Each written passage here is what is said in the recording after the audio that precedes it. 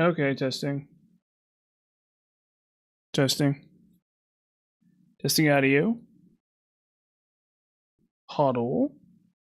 Huddle. Audio. Sounds good. Audio. Sounds good. Audio. Okay, excellent. Sounds good. Audio. Okay, excellent. It's gonna echo infinitely until I fix it. There you go. Okay, cool. Yeah, awesome. Awesome. So yeah, with Skyrim. More heckin' Skyrim. Make sure that it's actually capturing correctly. Sure, yeah, there it goes. Okay, cool.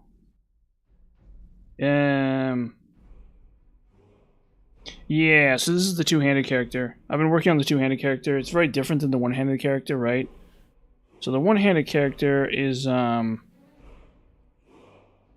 smithing, the smithing skill, and this two-handed character is the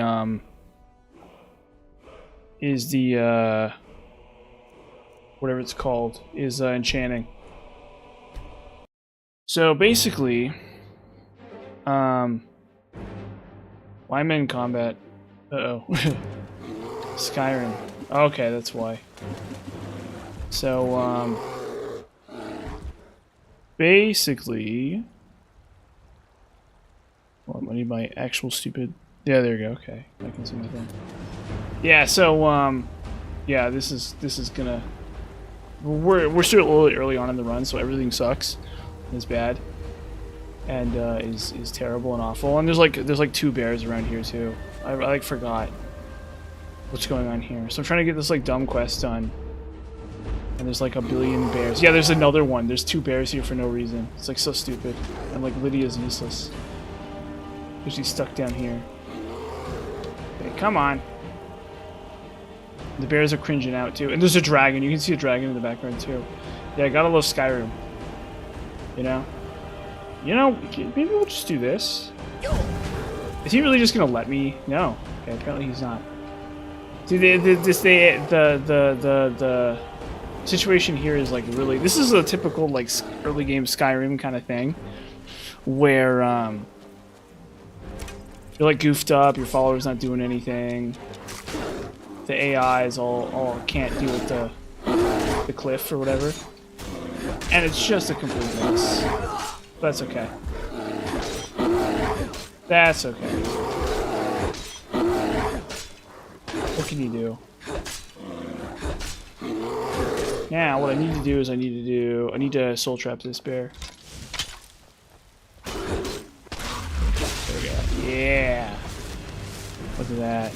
Yep. So we want to get as many soul traps as we can. We need to be really careful though, because we want to fill the actual soul gems that. The soul gems we want to fill. But the fact that I just killed that bear is progress, and that's all that really matters. It's like kind of it. That's kind of all we need. Just to just fix anything at all. There's a dragon in the background too, of course, because this is Skyrim. And Skyrim is cancer. Skyrim gives you cancer when you try to play it. When you try to play it, you get cancer trying to play Skyrim. It gives you hardcore cancer. And you catch cancer. Honestly, somebody with cancer could be in the watching, so I don't want to say that. But you get what I mean. You understand what I'm trying to say as I say that. That's a pretty hot take for a guy who has not only played this game for like 1,000 hours, but also. No, I didn't. Uh-oh. See, this is the problem with this hammer, is it's only 1 second. So if I do it wrong, I don't get the soul. And that's not right. We need to get the soul. Well, we actually don't need to get the soul. Probably I shouldn't even do this, but whatever. I need to get the killing blow, or I need to like time it right. It's a problem with having a one with like. This is the thing: is you take a petty soul gem and you toss it into a weapon. Or you take like a mid soul gem, like a common soul gem, or a petty soul gem, or some crap like that, right? And you toss that into a weapon for 1 second, and unless you get the killing blow, though, it doesn't work. So now probably there's gonna come a point probably where I can go infinite with enchanting, and I won't need the. So what I need to do is quick save here. actually what I need to do. Boom. There it is. Nice and easy. You just quick save before they die, which is actually what you do. A quick save as their HP gets low, and then it's like really easy to do. No thinking, no fuss, no muss, just whatever. And then we still need to get... Okay, hopefully that dragon does not come and try to kill me. That'll be real lame. I think he's tied to the dragon ruin up the hill. Up the mountain or whatever. But I don't want to fight a dragon. I've already fought like 2 dragons this playthrough. Which is bad. Although this is why I hate the fact that survival mode sucks so bad, is because one of those dragons I would not have been able to fight. But then again, I just would have run away from it in that case, so... You know, whatever. Because it was in like a really cold location. It's like, because of the way dragons are early game, you can't dragon run them. Any kind of cold location is like a huge nightmare. And, oh my gosh, we're getting Skyrim so hard here. I'm getting like hard Skyrim'd here. We're experiencing the Skyrim here and now. Yeah, it's like, where is the path up?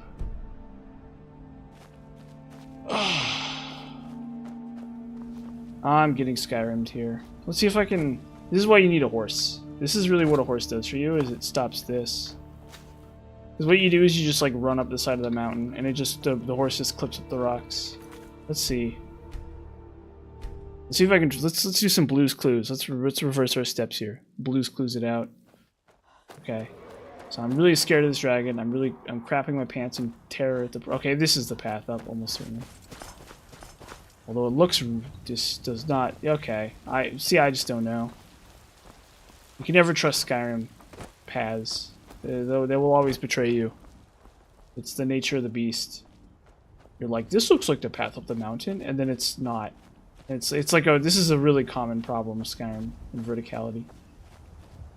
And so I hate horses because you have to get on and off them every time you want to do something, but the reality is you kind of sort of need the horse to offset the terrible like pathing and routing or whatever, because I think I'm still below it even. Luckily I'm on top of this rock. Let this be a lesson to you. You buy a horse not because it's actually faster. See, I forget this when I'm playing on survival mode. You buy a horse not because it's quicker, but because it prevents you from being in the... Oh, there's another bear. I'm just gonna... We're gonna pretend we don't see the bear. The bear doesn't exist. Lydia's still probably humping a rock, trying to get up the peak here. So we're gonna pretend we don't see the bear. The bear doesn't see us, and we just carry on. Just carry on like nothing happened. That bear will still be there for us when we leave. There's Lydia. Good old Lydia. Okay. And the good news is, because we have the Black Star, so I did get the Black Star. I probably should have shown getting the Black Star on stream, because it's one of the things about an Argonian. There we go. So we can fill at least one Black Soul Gem. Black Star, okay. Yeah, so I'll try to fill this other Black Soul Gem too while I'm here. But we want to save most of our soul gems. The thing about the Black Star is, because it's refillable, we have to spend it the second we get back into town.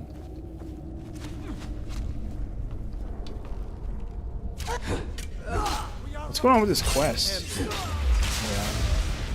Yeah. Yep. 2 nice big black souls. Uh-oh. Ow, ow, ow. Oh, God, please. And then, do I have a third? I don't think I have a third, right? Find out. Black Soul Grand. Black Star Grand, okay. So I couldn't have killed that bear anyway, because I don't even have a lesser soul gem anymore. I have a common. And so you gotta be really careful. Well, I guess I could kill the bear, right? But I wouldn't be able to harvest its soul. Which is what really matters. This is so weird. This is one of those weird dungeons where there's like nothing going on. This is one of those dungeons where it's like there's like 2 enemies inside of it and like 1 chest or something. I actually, maybe it's not. I don't know. I mean, I think I've been here before. Part of the problem with Skyrim is that Radiant quests will oftentimes go to the same locations. So I think it's because they want you to see certain locations, because they put a lot of work into some of them, I think.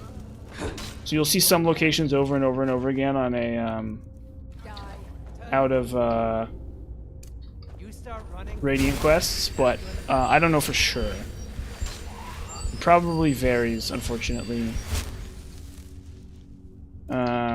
But I feel like I've probably been here before. I've been to most Skyrim dungeons. I've completed many, many Skyrim quests, so that it seems likely that I've been here before. Oh. Shout bugs.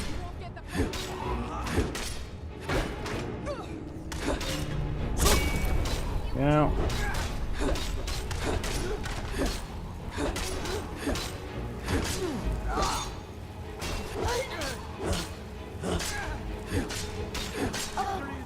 Boom. Nice and easy. Grab the Warhammer. What even is that? Yeah, that's the one I need. Grab the Bandit's Journal.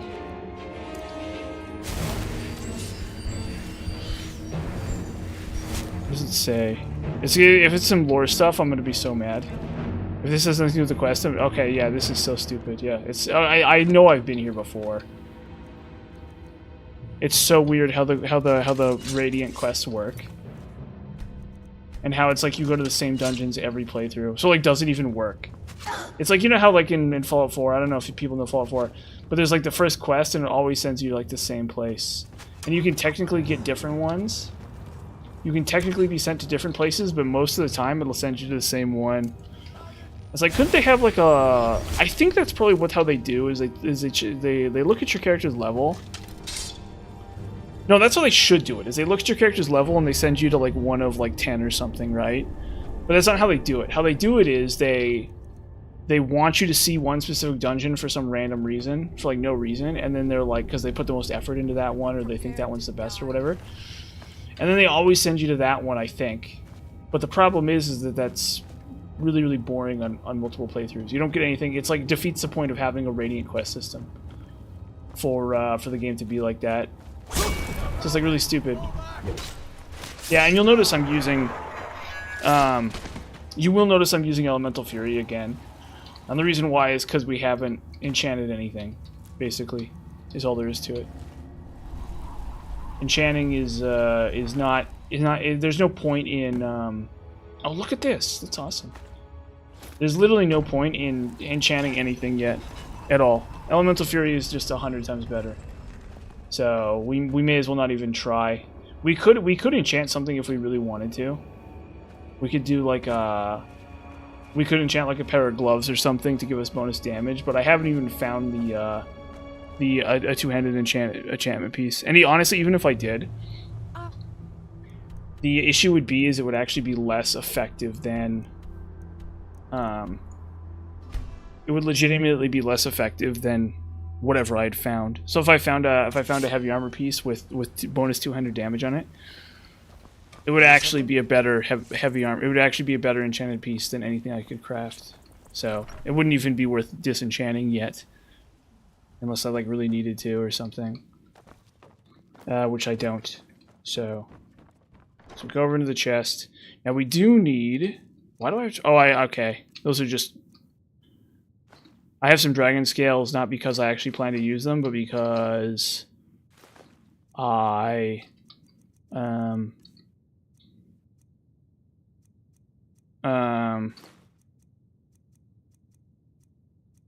so we take like. Just grab a steel war axe. There we go, weapons. We'll drop that off. Honestly, I should probably disenchant some stuff too right now, but it's not a big deal. It doesn't matter that much. I'll store that too. We can come back and then grab this stuff and use it when it's time. The most important thing right now is we need to like probably find more soul gems. But even more importantly than that, we need to spend this black soul, basically. And so Dragon's Reach is really great for that. It's all open 100% of the time. You just pop in. Be like, hook it up, bro. Or you just pop in and enchant something. And you can sell it. The thing is that you want one that's so I should disenchant Blessed right now, but we'll just do this right now. Oh, he's asleep. Franger's asleep. There we go. That's good. There you go. Two free soul gems. No problem. Nice and easy, huh?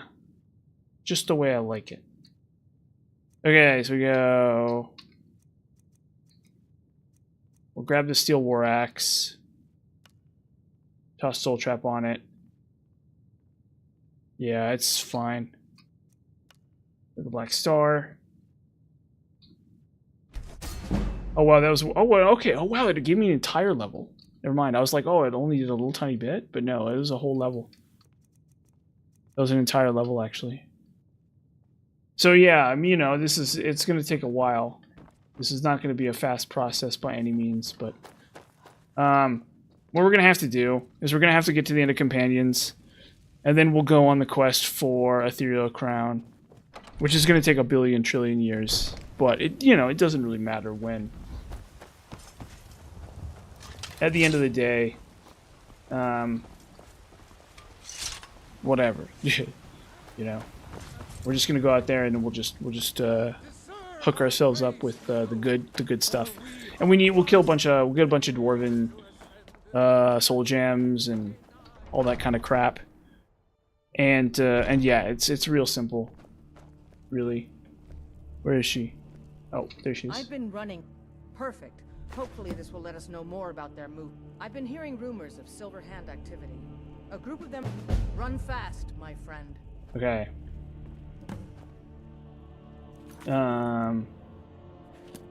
Okay. So it's gonna send me on another companion's quest. Where is it? Oh, cool. That's awesome. That's really close. That's very convenient for me, actually. I'll try to see if I can buy some soul gems, actually, before I go anywhere.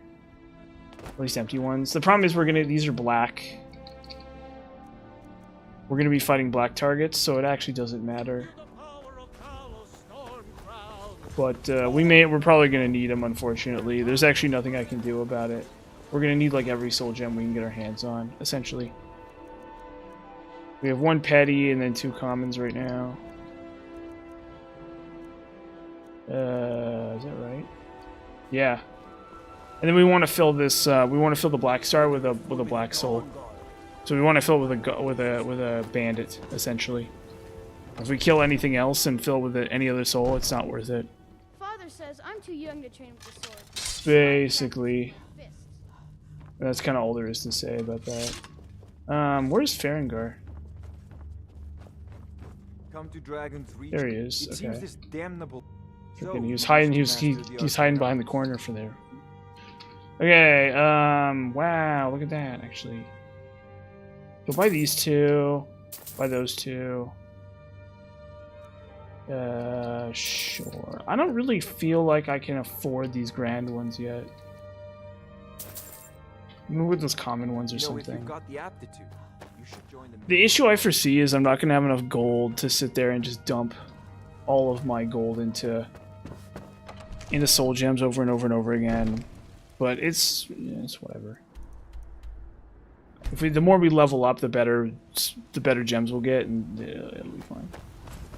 And then what we do is we just go to Avenici here. Looking to protect yourself? We can look for weapons she has, some burning, yeah. I don't really want any of this yet. I can deal with this later. And this shield of blocking, yeah, but we'll look into this later. And for right now, instead, what we do is we just sell the war axe here. We get like no gold out of it, but it's fine.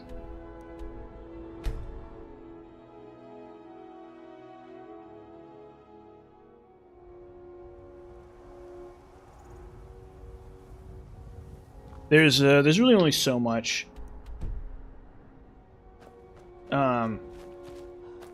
you can do right now, and it's like we just don't have to worry. But yeah, we probably shouldn't spend all of our gold yet. Buying soul gems is probably not that smart, I think. It's tough to say for sure.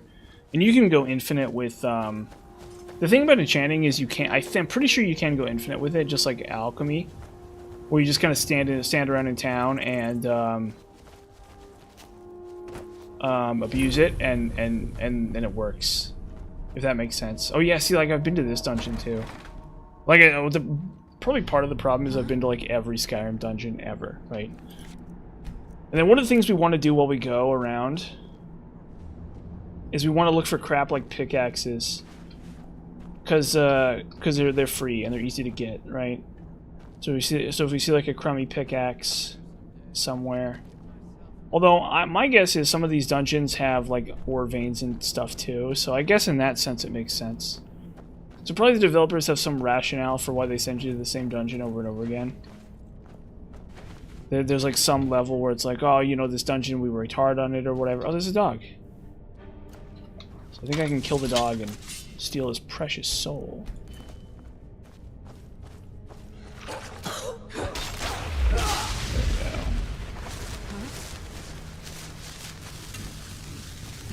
As clever as always, Lydia. As clever as always.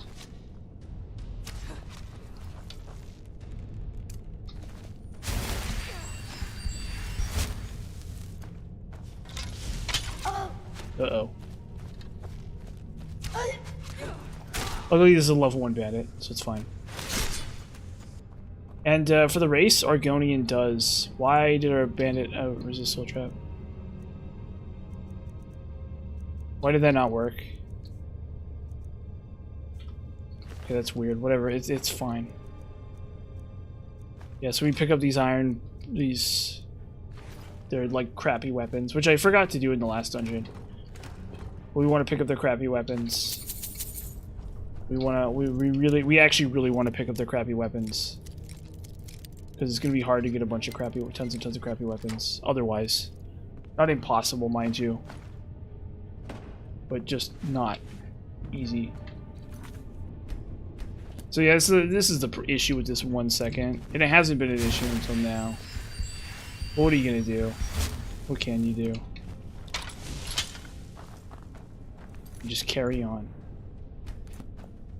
Despite hardship or whatever. Nope. That guy's dangerous.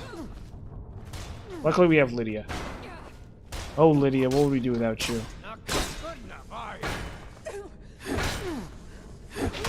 There we go. That's right. That's what we need. We can also pick up their silver weapons too. Honestly. Oh, there's an iron greatsword. That's good. That's decent.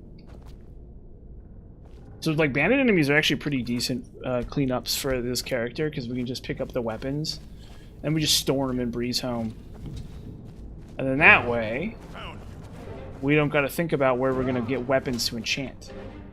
It's already taken care of for us, you know? So if you want to, like, sit there in Windhelm, or in Whiterun, and, you know, sit there and just enchant and do nothing else, it's like a huge amount of work. Well, I guess it's actually not, because you're going to basically reset shops to get... we'll just take the steel, or I think we don't actually want the shield, but whatever. Just take whatever crap he's got. Steel armor, I think I... Oh no, my armor is actually steel quality, basically. Because I have wolf armor equipped. Yeah, that's whatever. We don't want armor. Armor is not as lucrative as weapons. So as far as I know, we want to basically only enchant weapons, except for if we're going to use it. Right, so if we're going to use the weapon or armor or whatever, then that's a different story. Oh, there's a conjuring helmet. I think I found one of those already, but whatever. Yeah, really weird. So sometimes these quests will send you on some real stinkers of dungeons, but these ones are pretty whatever. For whatever reason. For whatever reason, they're inclined, I guess, to at this point, to send us to like baby dungeons for little tiny babies. Little teensy tiny babies. They're like Who wants a little tiny baby dungeon for little tiny infant babies? Well, there you go. Yeah, that's what you get. We get a little tiny baby dungeon. 2 in a row, even. For better or for worse. Here we go this way, and then we just drop off the weapons and any soul. Or no, we need to spend 1 right now, basically. So probably what I'm gonna do. Oh, I already have conjuring. That's fine. We store the dagger, store the longbow, sell the silver swords. We'll enchant the iron dagger right now. And then we can sell this helm of conjuring, I guess. And then, or no, we can sell the dwarven armor. Actually, we could equip the dwarven armor actually, but I'm not going to because I like the look of the whatever I got on me. And what we'll do is we'll take where is it? We'll take the blessed axe here. Or no, isn't it banishing? I can't remember.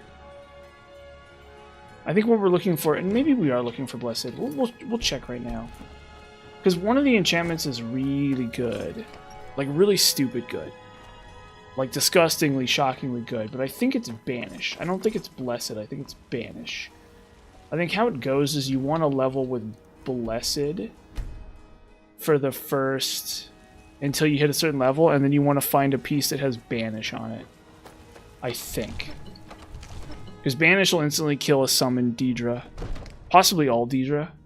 But at least a summoned Daedra beneath a certain level. And so in theory, it's really strong. In practice, well, you get the idea. But, we'll see. Okay, so we'll take a look here. Right, so we take this iron dagger. Oh, can I enchant silver? I can enchant silver. Okay, cool.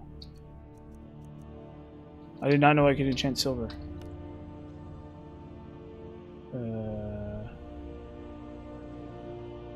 Yeah, okay, so turn undead is good. Yeah.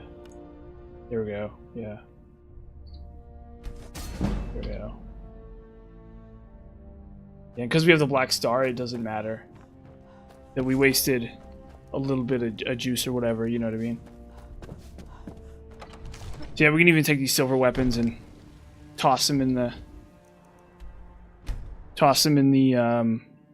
chest as well too, yeah. And it's like whatever. Need something?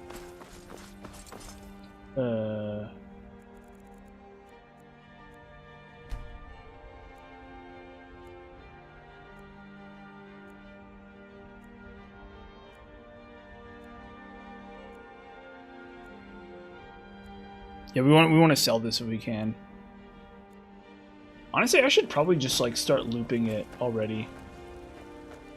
I should actually probably just talk to Farengar Secret Fire. That's the problem with enchanting. You are beginning to understand perhaps the problem with enchanting, and that is it. I'm like talking about all like the, oh, we'll get the ethereal crown. It's like we don't have to. Like I'm just trying to do it in a way that's organic. But in reality, we actually don't even have to. It's like very, very like... just whatever, man.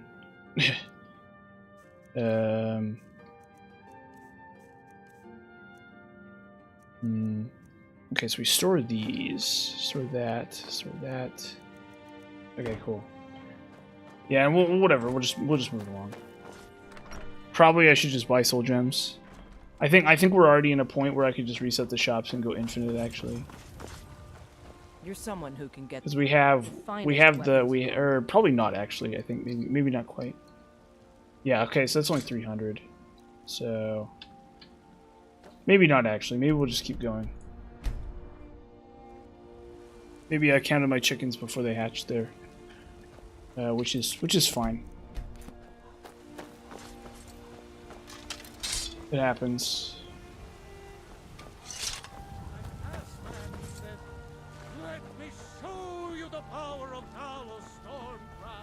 Let me show you the power of Talos.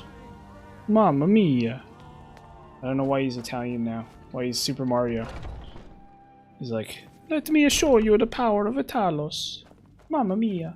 That's what he says. I've been running interference. Guy. Excellent. Looks like you've... I'll show you what I know. Oh. Wrong button. See what she says now. And there is more. My advice, always be honest with you. Oh yeah, we're gonna... Okay, so we're almost done with the quest line. The quest line is straight up almost over. We're like in the home stretch here. This is basically it. This is like the last. There's like this quest and then there's one more. I think. Or no, it's because there's two more. There's three more. So there's this next one. There's this next one, and then there's the one right after it, and then it's the last one. We're like actually almost there. Thank you. Yes, youngling. Yeah, this is the companions. It's not a very long quest line. It's actually a pretty short one. I hear you. And we've really kind of done very little. But he's dead. The cycle of and then, have you heard the story of how we came? Aye. Yeah. As You're a old bunch of master furries. Fate, one of my We're all furries now. companions I'm in the would hunt, furries. I'm in the furries club. but we I joined my college's furry club, the witches and that's what's going on here. for some, and that is their choice. And That's what I wear my now tail they to won't. I want you the class and bring or me whatever. their heads. And that's the plot of the quest line. From there, TLDR. they begin to undo centuries TLDR. I mean, I got something else going on here. I mean, I'm not even. I clearly have something more sillier going on than just being a werewolf. It'd be cool is if when you turn into a werewolf as a Argonian, you became like a. You know what? That's the sort of idea that's so good that they never could possibly have actually done it. Is if you turn into a werewolf as an Argonian, you turn into like an alligator, like a Dedroth. Like you look like a Dedroth. That's like such a cool idea, and there's like no way in heck that they ever could have implemented that at all. Because if they're gonna do all that work, they could just have added the Dedroth to the game, you know. Or like you're a Khajiit and then you transform and you turn into like a were-lion kind of deal. Like that's you know why they didn't do that, right? It's like you ask Todd, you call Todd up and you're like, hey Todd, how come you didn't make it so Khajiits turn into like a cool like crocodile werewolf? And he's like, he's like, oh, that's a great idea, man. I would have loved to have done that. I would have loved to have added that to the game, dude. And I'm like, heck yeah. Because I think there aren't even Dedroth in the game. I think there's not even Dedroth in the Creation Club. Which is kind of weird. It's like the most iconic Dedra from Oblivion, and it's not even in Skyrim. It's like really weird. It's like actually legitimately really weird that there's no Dedroth in this game. And it's a personal it's a fan favorite, obviously. If you played on max difficulty Oblivion, you know about the Dedra, or the Dedroth. I wonder if I can kill this fox. Because I have an empty petty soul. What I might be able to do, yeah. So I could stagger him with unrelenting force. And then like kill him. Okay, no, I can't. No, he's gonna get away. That's not happening. No way around it. So this quest you do need Lydia for. We absolutely need Lydia for this. The basic idea here is these enemies are really terrible. They're actually really weak. It's like a weird dungeon where it's only hag ravens, which is not how it goes. Speaking of which, the Glenmoral Coven of witches. Okay, he's just going on a jog, I guess. So the Glenmoral Coven of Witches was actually in Daggerfall. So this is a thread from Daggerfall. This is like a thing that existed in Daggerfall. You could like get quests from them or something. And I think I used them or one of the other factions for to turn into a vampire. Because finding a vampire so if you become a certain kind of vampire, it can be really broken in Daggerfall. But the thing is that to do that, you have to actually find a vampire, which is really hard to do, right? So what you do is you go to a witch's coven and you ask them for a quest, and they give you a quest, and then that quest causes vampires to spawn. And you just like save scum. You just save in front of them and keep asking for quests until they give you the right quest. And then vampires will spawn outside, and then what you do is you just pop your head outside, let a vampire hit you, and then pop back in. And eventually you'll get infected, and then you can become a vampire. With the key caveat being that it's like a huge pain. You have to like be really, really careful and specific with how you interact with the game world. But you can complete the main quest that way. And you can do all kinds of tricky crap, like you can get free spells and just junk like that. So it is a way to beat Daggerfall. It's like a really awful way to beat Daggerfall. Daggerfall in general is pretty awful, so so that's kind of an saying that it's a bad way to beat Daggerfall is sort of like that's par for the course. Like they're all bad ways to beat Daggerfall. But the game itself is actually really one-dimensional. In reality, you kind of just like in reality, the optimal way to play is just to have like a really good like Daedric weapon and just to swing it. I think. It's been a long time since I played Daggerfall. Daggerfall was a long time ago. I haven't played Daggerfall in 7 or 8 or how long has it been? I can't keep track of time. It was a long time ago though. It may have been as long as 8 years ago or something. 6 or 7 years ago or whatever. Maybe it was only 6 or 7. I don't even know. There's just no way to remember. We'll see what these things are worth though, because these things probably have a pretty decent soul in them. You think? Ow, that hurts so bad. I'm amazed that didn't kill me. This is the thing about these enemies is they will one-shot you, or they can hit really hard basically. But the thing about Hag Ravens is they're actually not that bad. Hag Ravens are actually the weakest enemy type in the Forsworn. So Hag Ravens are obviously a Forsworn enemy. They're like Forsworn bosses, or they're like major Forsworn monsters. But in actual point of practice, they're other than the fact they're big spellcasters, they're actually some of the weakest. Okay, what was that worth? What was that worth? Was that a common soul? Yeah, that must have been okay. That's actually good. Those are common souls, so we can fill all these common soul gems, and they drop soul gems too. Pod. So we're gonna clear them all out, honestly.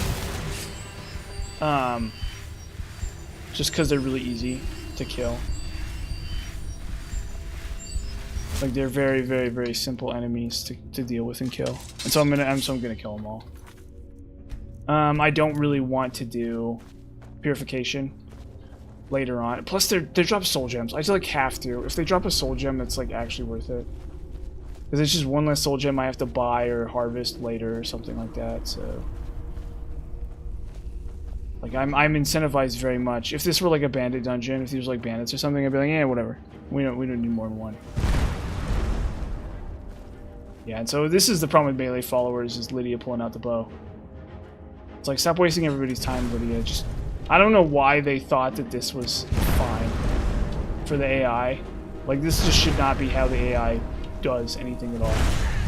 Like, this is so wrong. I'm, like, offended that they, like, have... Like, it's one thing if a bow AI, like a character with high archery is sitting there, like, pulling out their bow and doing bow stuff. Like, I get it, that's fine, right? But when it's like Lydia and other melee followers, it's so frustrating. It's like a huge problem with melee followers in this game. Quick save. She'll try to run away. Oh, that's right, that she heals. I forgot about that. Awesome.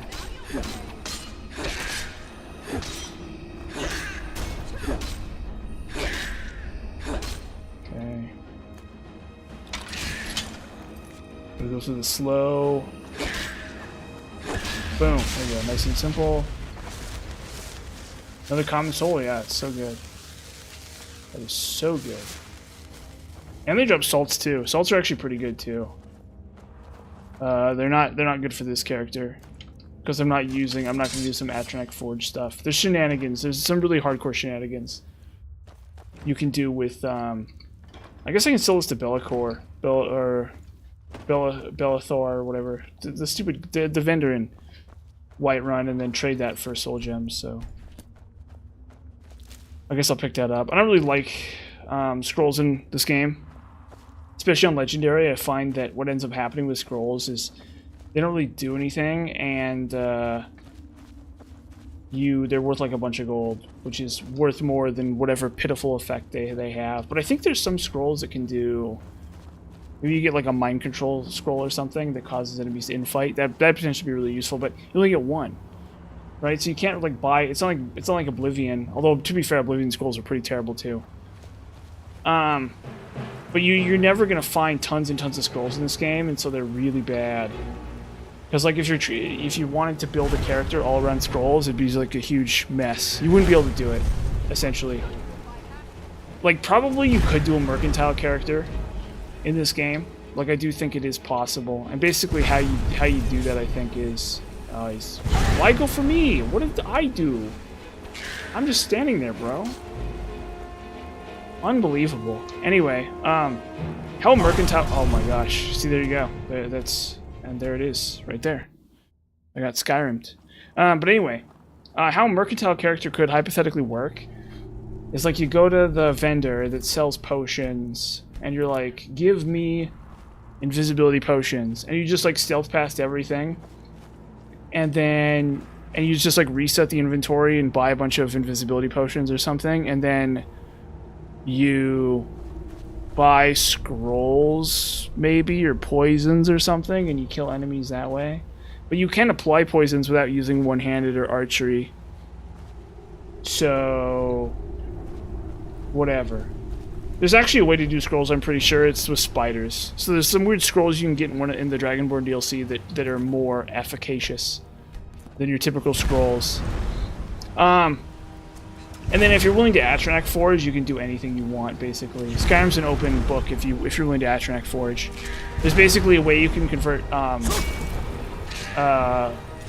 Void Salts and Frost Salts into just followers using the Atronach Forge in the Mage's College. So, like, if you're willing to do that, if you're willing to do enchanted items, you can do whatever you want, basically, right? But realistically, you'd probably have to go do spider pods or whatever if you really wanted to. If you really wanted to make just a deal. Let's see if I can get her before she heals. Oh wow, she's not gonna. That's so weird. Okay, I don't know why she didn't heal there. That was okay. That's so weird. You don't see that every day.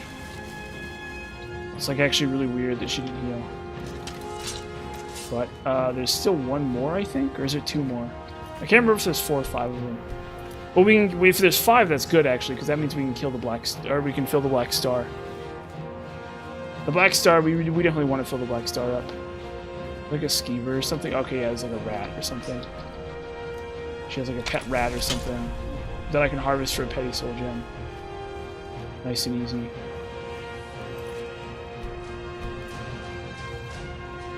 So you can't do that in Dark Souls. You can't save every 5 seconds. But then again, Dark Souls is also a fair game. It is not jank. It doesn't bug out every 2 seconds, so... Okay, why are we doing this ring around the rosy crap? Please. Please, Mr. Rat.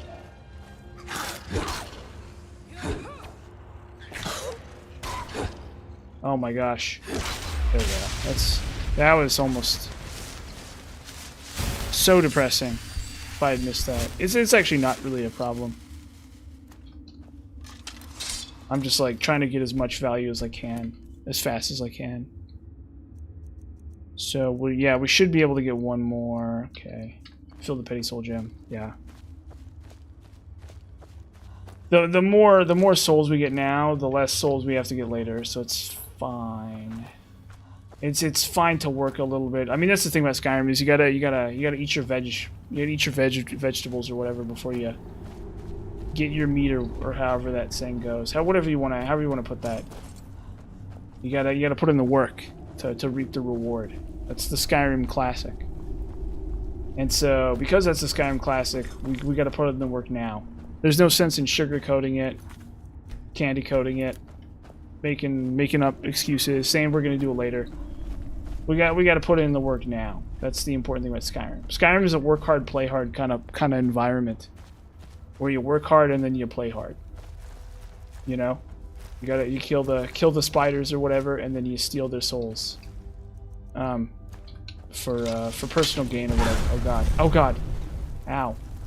And you get hit by a fireball that takes half your HP. No. And then a fireball kills you. You get killed by a fireball. That's the Skyrim motto. Work hard, play hard, and then get killed by a Hagraven's fireball because you're level 10 or something, and you have no skills maxed out. You have like 60 two-handed, and that's it. And you're wearing like heavy armor. You have like one enchanted piece of armor and Lydia. You got Lydia. I mean, no matter what, you have Lydia. That's the good thing. Okay. We get another petty soul. Yeah, there you go.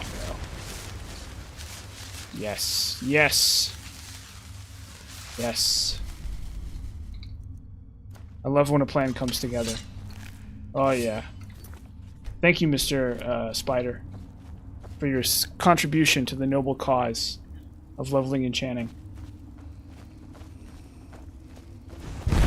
Oh god.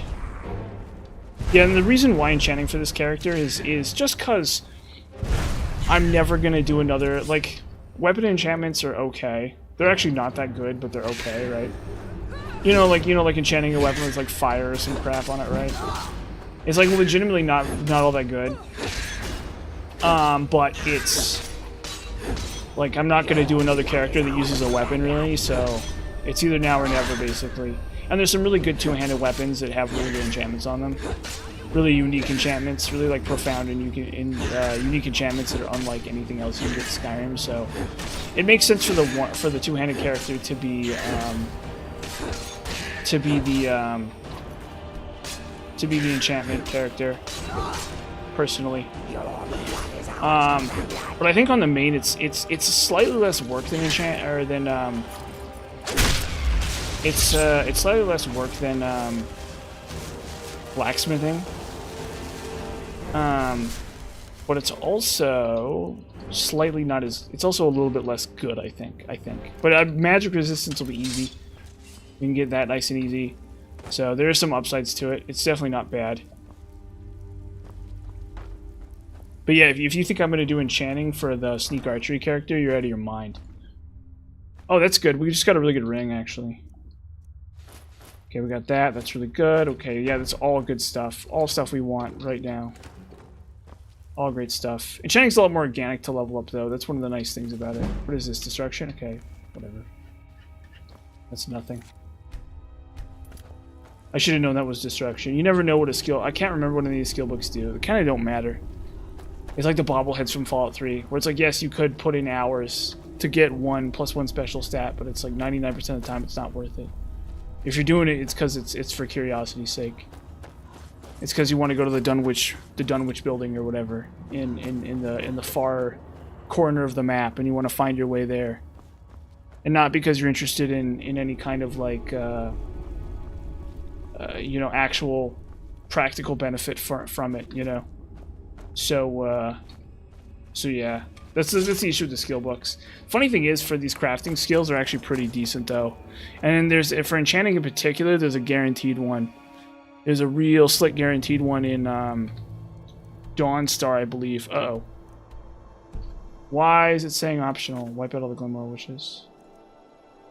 No, there's one more. Okay. Well, whoops. We forgot one more. There's still one more to go. That's good. That's actually really good. I'm actually glad that there's one more. Because we sold the Black Star here, yeah. So I can just get one. I can get a quick common soul inside of the Black Star, and that'll be real nice. And then what we do is we just go back to Whiterun, and we just pop that into a steel dagger or some crap, and we make out like bandits, as is the Skyrim way.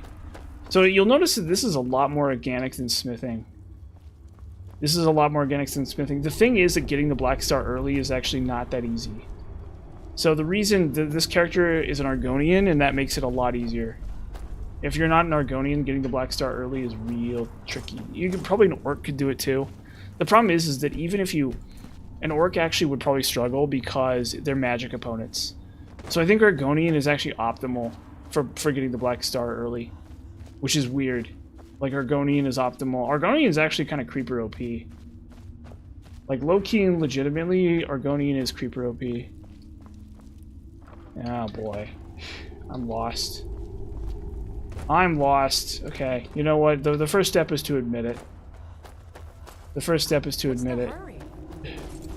That's what you gotta do. Just admit that you're a little lost. And that's all you gotta do. That's the first step. Just don't you know, accept that. Oh, here we go. That's right here. Yeah. It's a hidden little door. Typical Skyrim. Okay, Lydia, I need you for this. You're my meat shield, Lydia. We're gonna do this, and then we're gonna go get gay married, Lydia.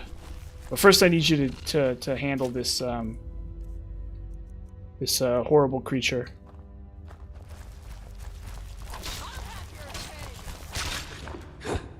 Excellent work, Lydia. Okay. Oh. Ow. Oh god.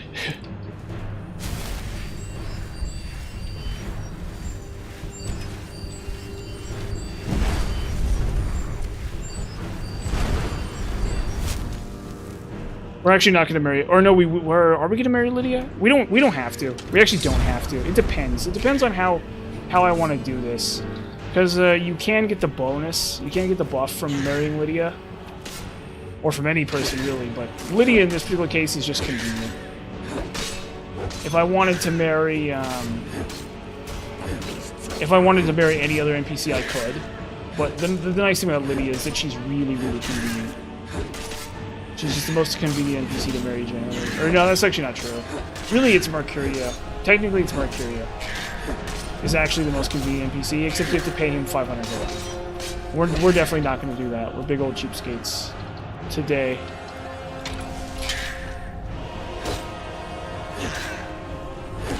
There you go.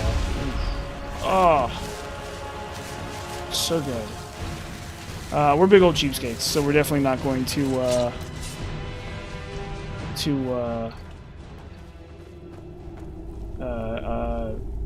it's a tragedy in black. I guess I can save and load.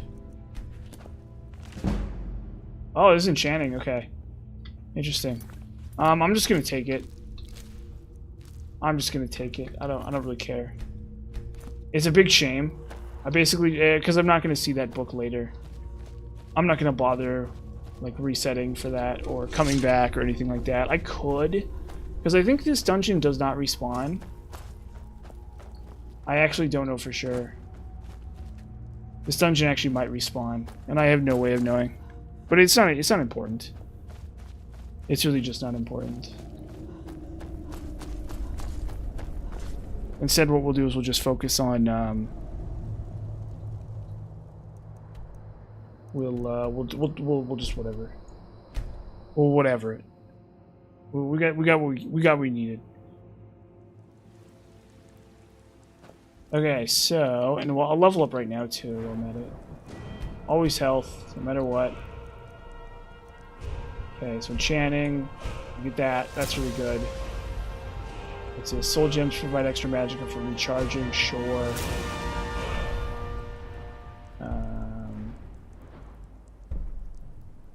I don't know if I need Corpus Enchanter, actually. I think maybe Corpus Enchanter is not worth it. Yeah. Okay. Sure. So we'll just let that slide. We're gonna have to increase those later anyway. So it's fine. And that can come later.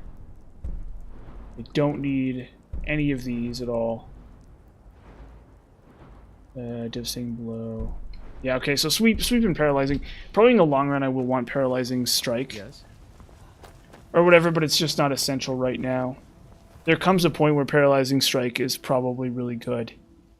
But at this exact moment, probably not. And then we need to check the weapon here too. Okay, yeah, we still got plenty of charge on that soul trap hammer, which we really want. That's the nice thing about soul trap is you can really make a good weapon with it. We store the soul gems. Yeah, store as many soul gems as we can here. Keep the black star. Store these like extra meme weapons that we don't need. But we'll keep this warhammer because we're gonna enchant it. Drop off the robes of restoration.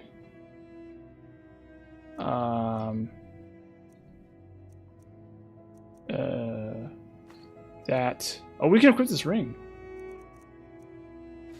There we go. We should be clean on everything else, right?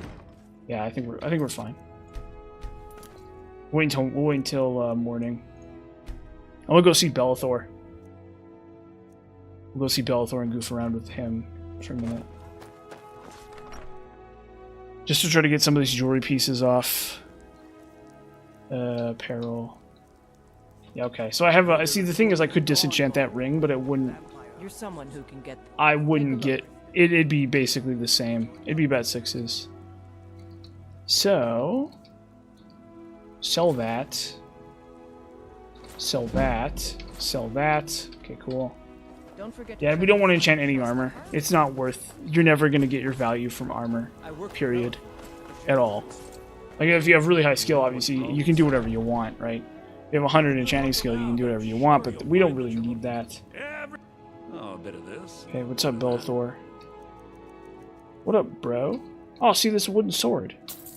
There you go. There's something. Yeah, we don't want to give him money for this, for what he's got. We'll sell the amulet to Bella, sell the copper moonstone, sell that. Honestly, I should probably keep this amulet to Bella if at all possible.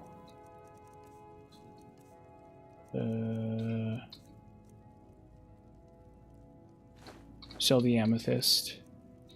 And see if I can get some soul gems out of him. Yeah, there you go. Yeah, buy some soul gems. But I'm not going to spend like a ton of money on soul gems yet. Because we can always reset inventories later. And do it that way. So I believe there's only 2 quests left in this companion's quest line. You tried mercenary work? Oh, you know what? I should have gone to Dragon's Reach first. Before talking to Avenici, I should have gone to Dragon's Reach. I keep forgetting this part. How the loop should start is I should go to Dragon's Reach, then to Jorvaskr, then to the merchants. Because I can get my hands on New servants? Remember that I like my meat. whatever you call it. I can get my hands on, because I need to sell this junk. Where is it? Okay, wooden sword. Or no, let's actually get rid of the Come to Dragon's Reach to discuss the ongoing hostilities. let's get rid of the Like warhammer rest of the actually. great warriors. What do I have? Why do I have an iron helmet on? Oh, because I'm wearing the iron helmet. Okay, cool. Turn undead, yep. It's good. Black star. Boom. Nice and easy. Gets us a full level up. It won't be this simple for that much longer, but well, it will for a bit. Because until about 25 skill, it's pretty easy. 25 skill is where it starts getting a lot harder. But we're crossing all the I's, we're dotting all the T's.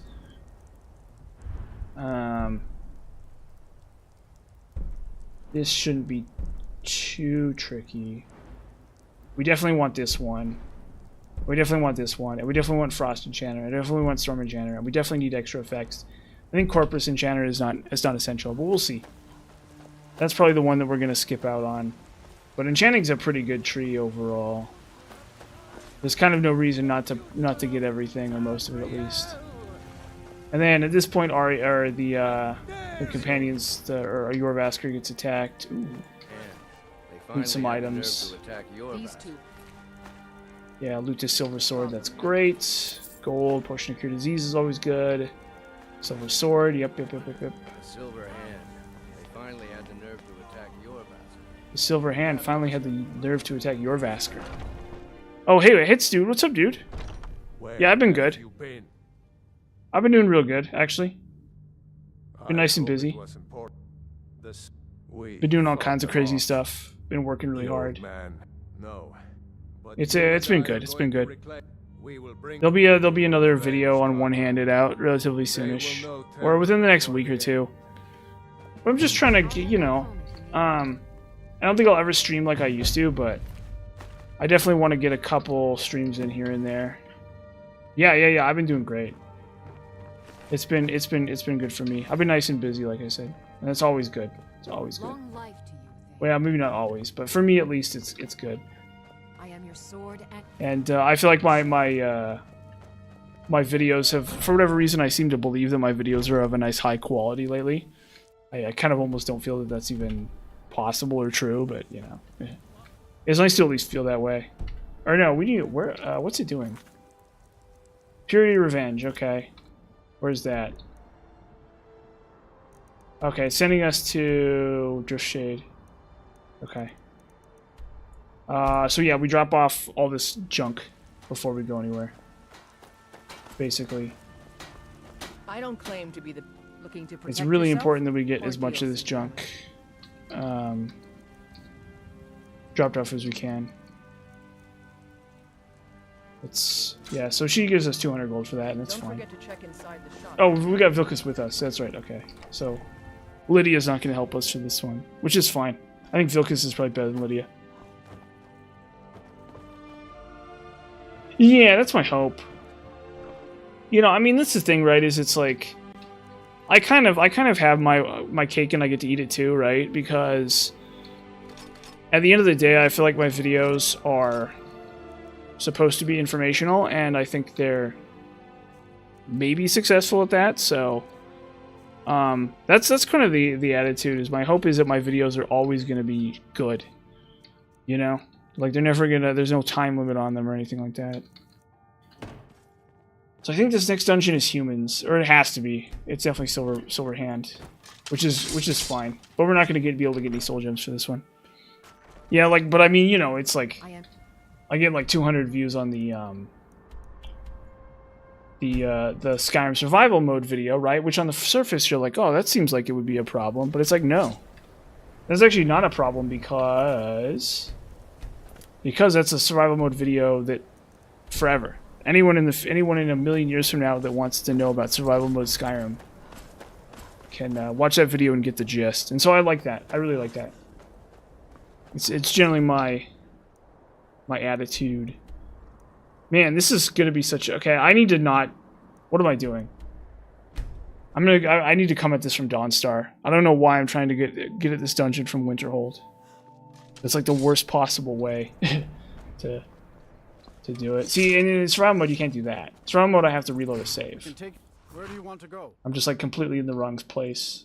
Climb and back, and we'll be. Survival mode, it feels so unnatural Never met one of them cats. to play survival mode in Skyrim. It's like a very unnatural way to play Skyrim.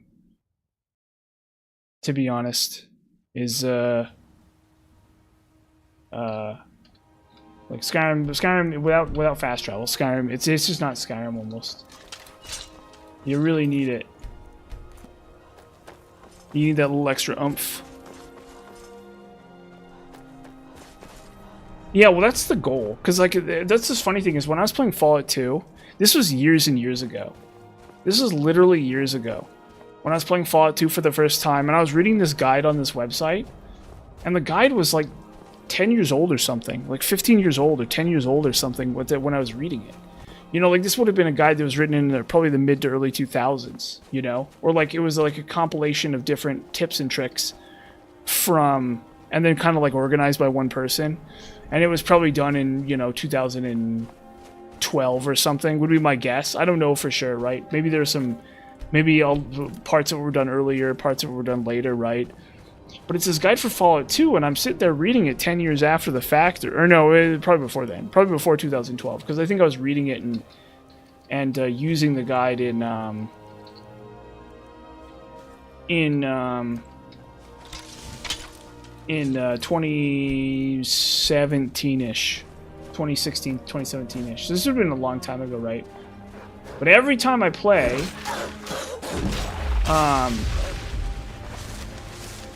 every time I've played Fallout 2, I've done that. I've looked at this guide for little hints and stuff like that, right? And so,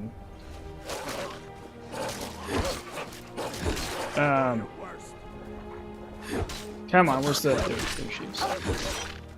And so, because I've always done that, that was... To me, that's really, really great stuff.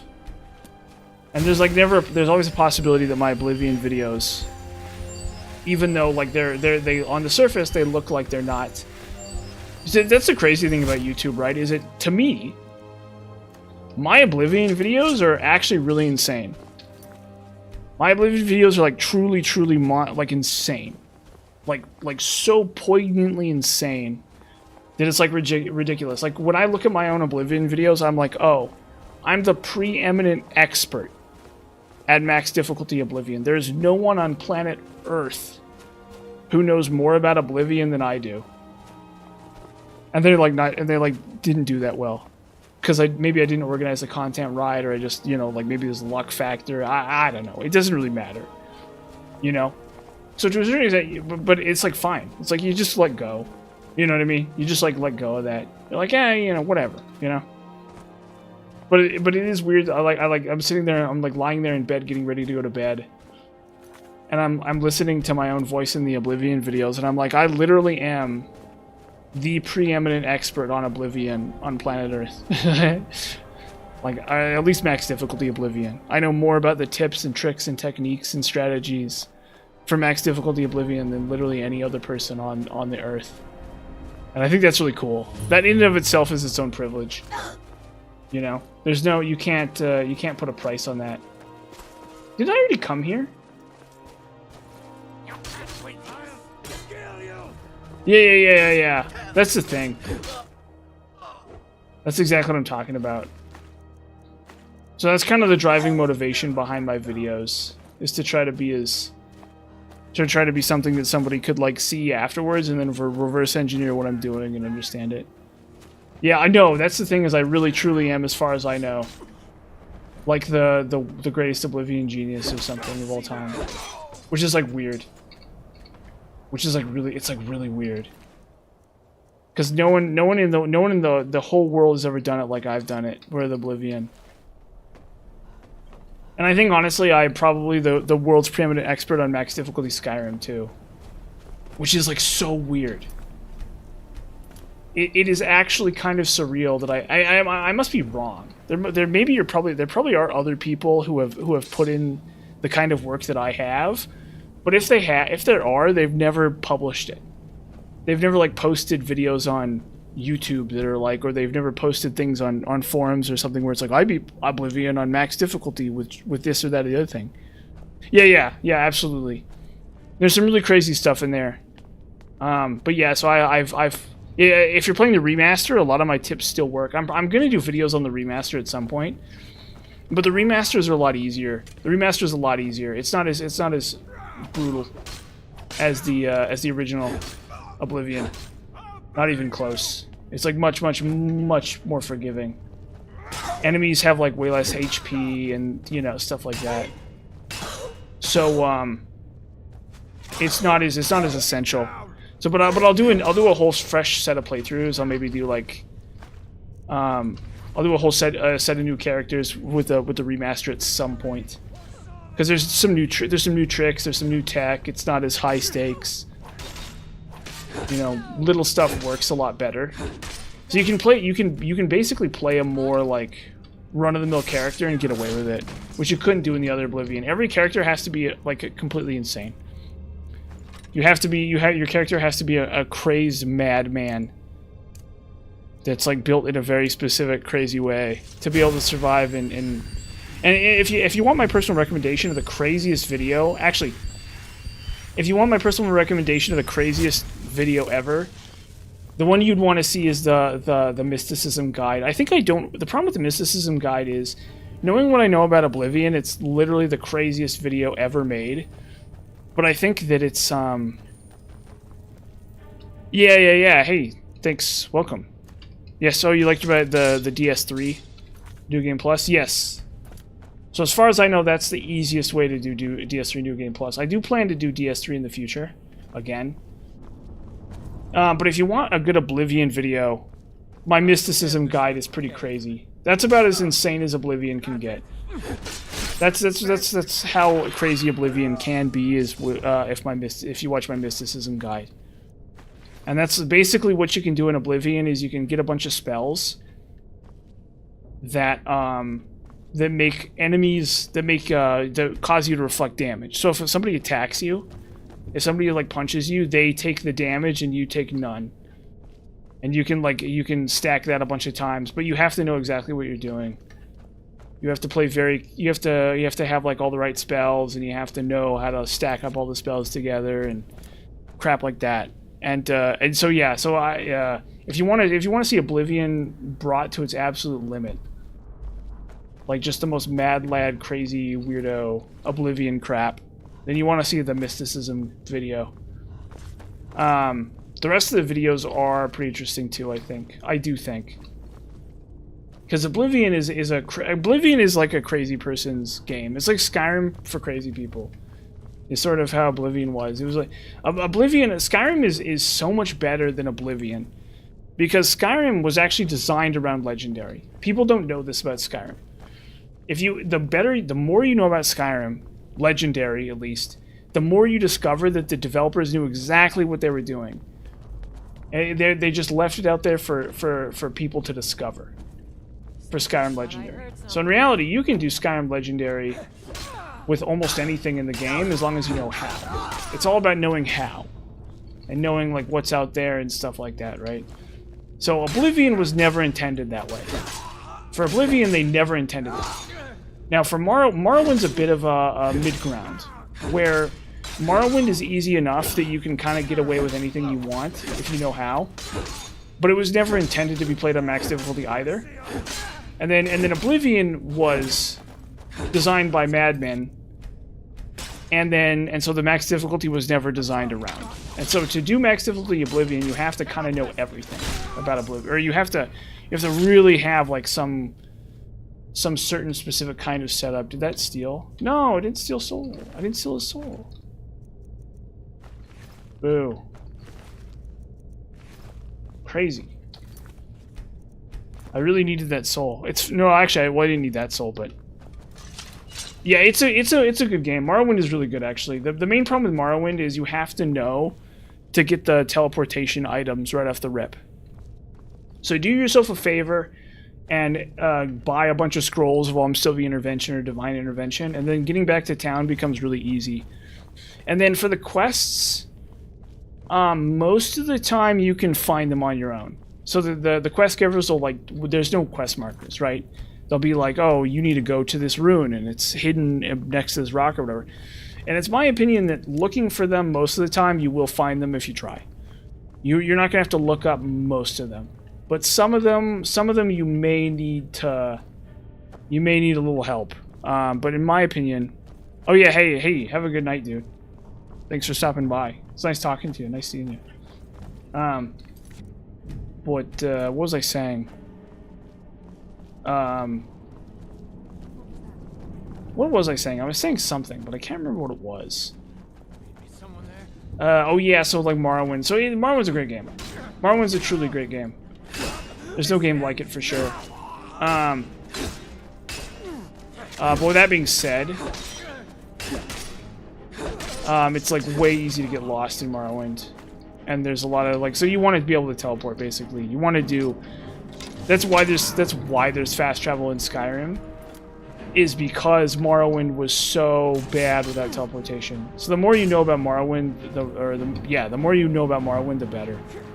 Basically, the more you know about where all the teleportation are, so you can get a spell. I think it's a mysticism spell for Sylvie and Divine Intervention.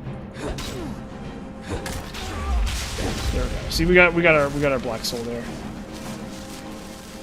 We'll grab the silver sword and the hunting bow, because all this stuff I can enchant. Yeah. So there's Well, so from town to town, you want to take a guild. You want to take a guild teleporter. So it depends on which towns you're trying to get to, but there's a couple boats. There's some boats and silt striders that'll take you into the interior, or there's boats that'll take you around the coast, right? And then there's some silt striders that'll take you, and then there's some silt striders that'll take you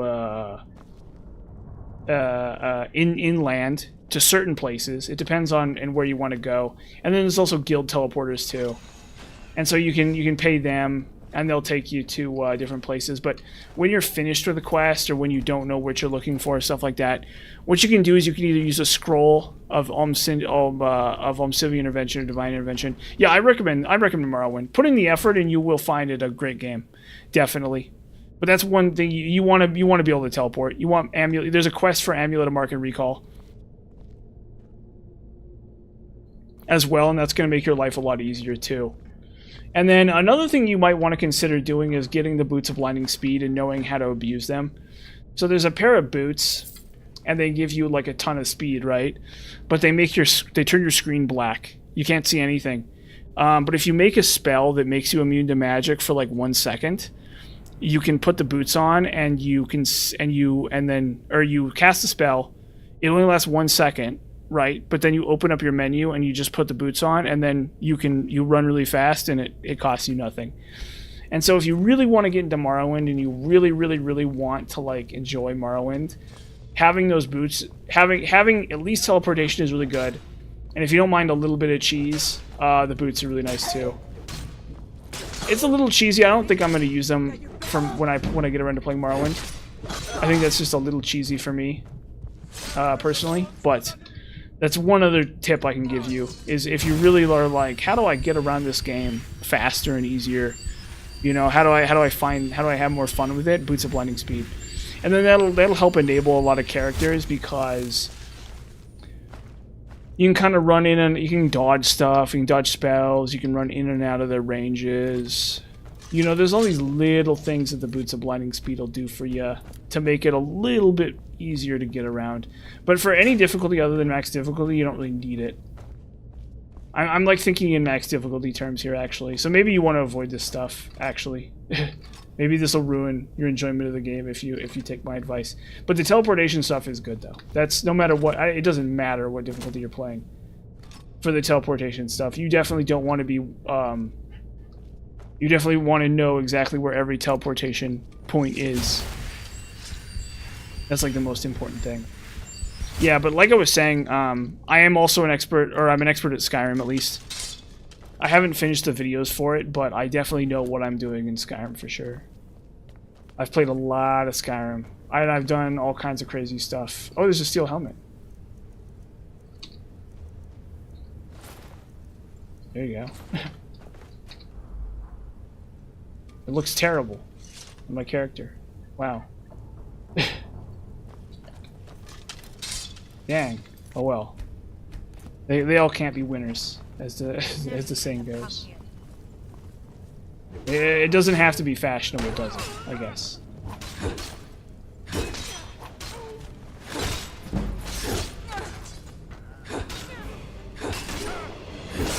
Yeah, I hit really hard actually too. Okay. Pick up the sword. Gotta make sure we pick up the swords. That's really important. Where's her sword? Oh, there it is. There it is.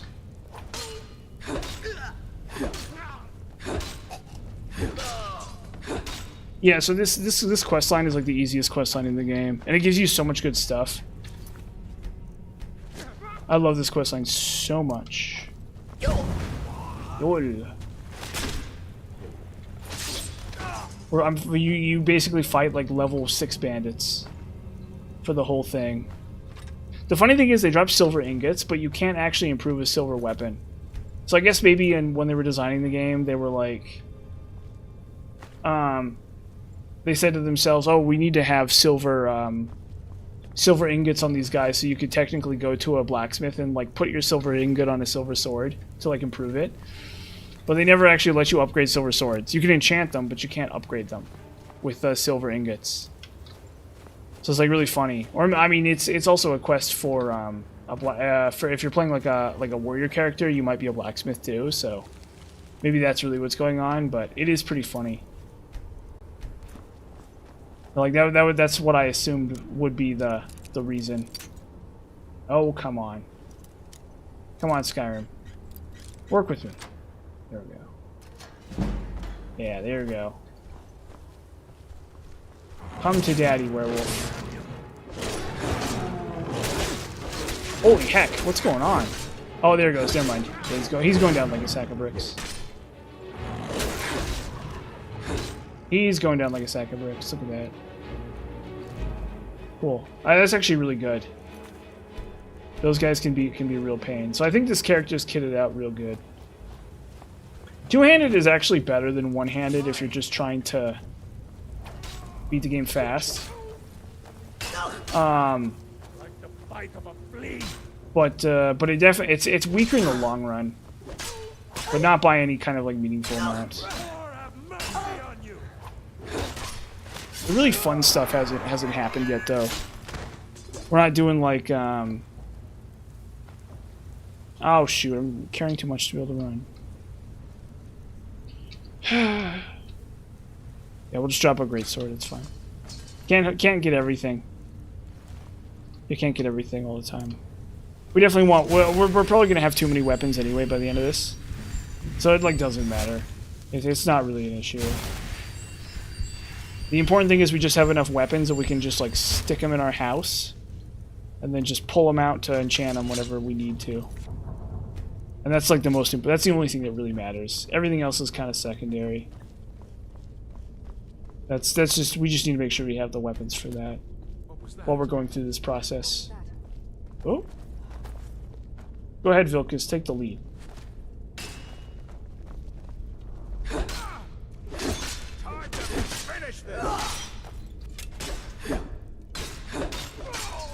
There we go. We definitely want that. Although I think we're immune to diseases anyway, actually. So I think we don't actually need them. Well, in survival mode, a werewolf doesn't make you. So I'm used to survival mode rules. Where in survival mode, are we even on legendary? Hold up, let me check something. Okay, we are. Okay, we are. I'm sorry. Sorry, I forgot. I'm like, this is too easy. What's going on? I've made that mistake before, where I was playing on a lesser difficulty. The thing is no, this quest line actually tricks you, because it's a really easy quest line. Like bandits are essentially the weakest enemy type in Skyrim. Essentially, if we were fighting like anything else but bandits, this would be more tricky than it is. But I think just because we're fighting bandits, and I have like one piece of enchanted jewelry, this gets a lot easier. I think. It's definitely pretty funny though, where I have to check the difficulty because it's too easy. Maybe that's the issue with Skyrim, is that it's actually too easy. I don't know. But to be fair, I'm not doing one of the really weird characters. I'm not like doing werewolf only or something. Like it's like really goofy.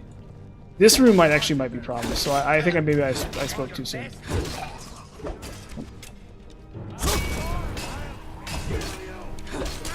So you can tell this bandit's higher level.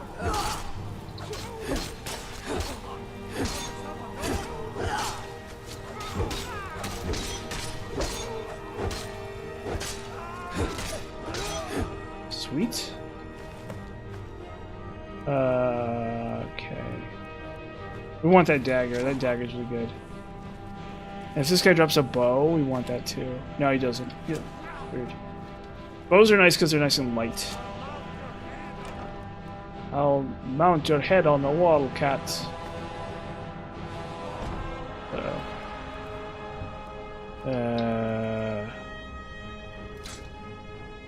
Drop that.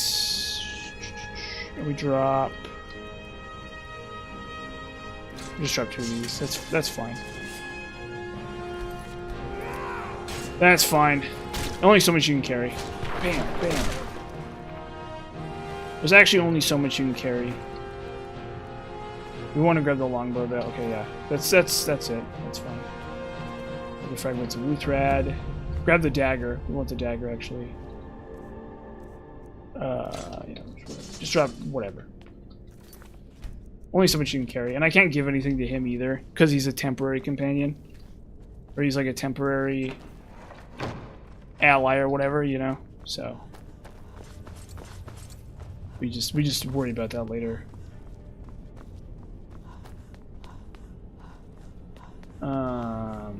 What am I doing? Go this way.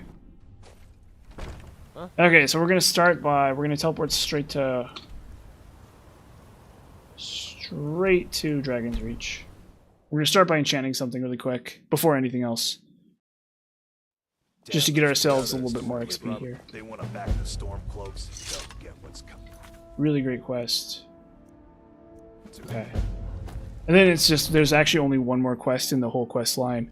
And then what we do is we go get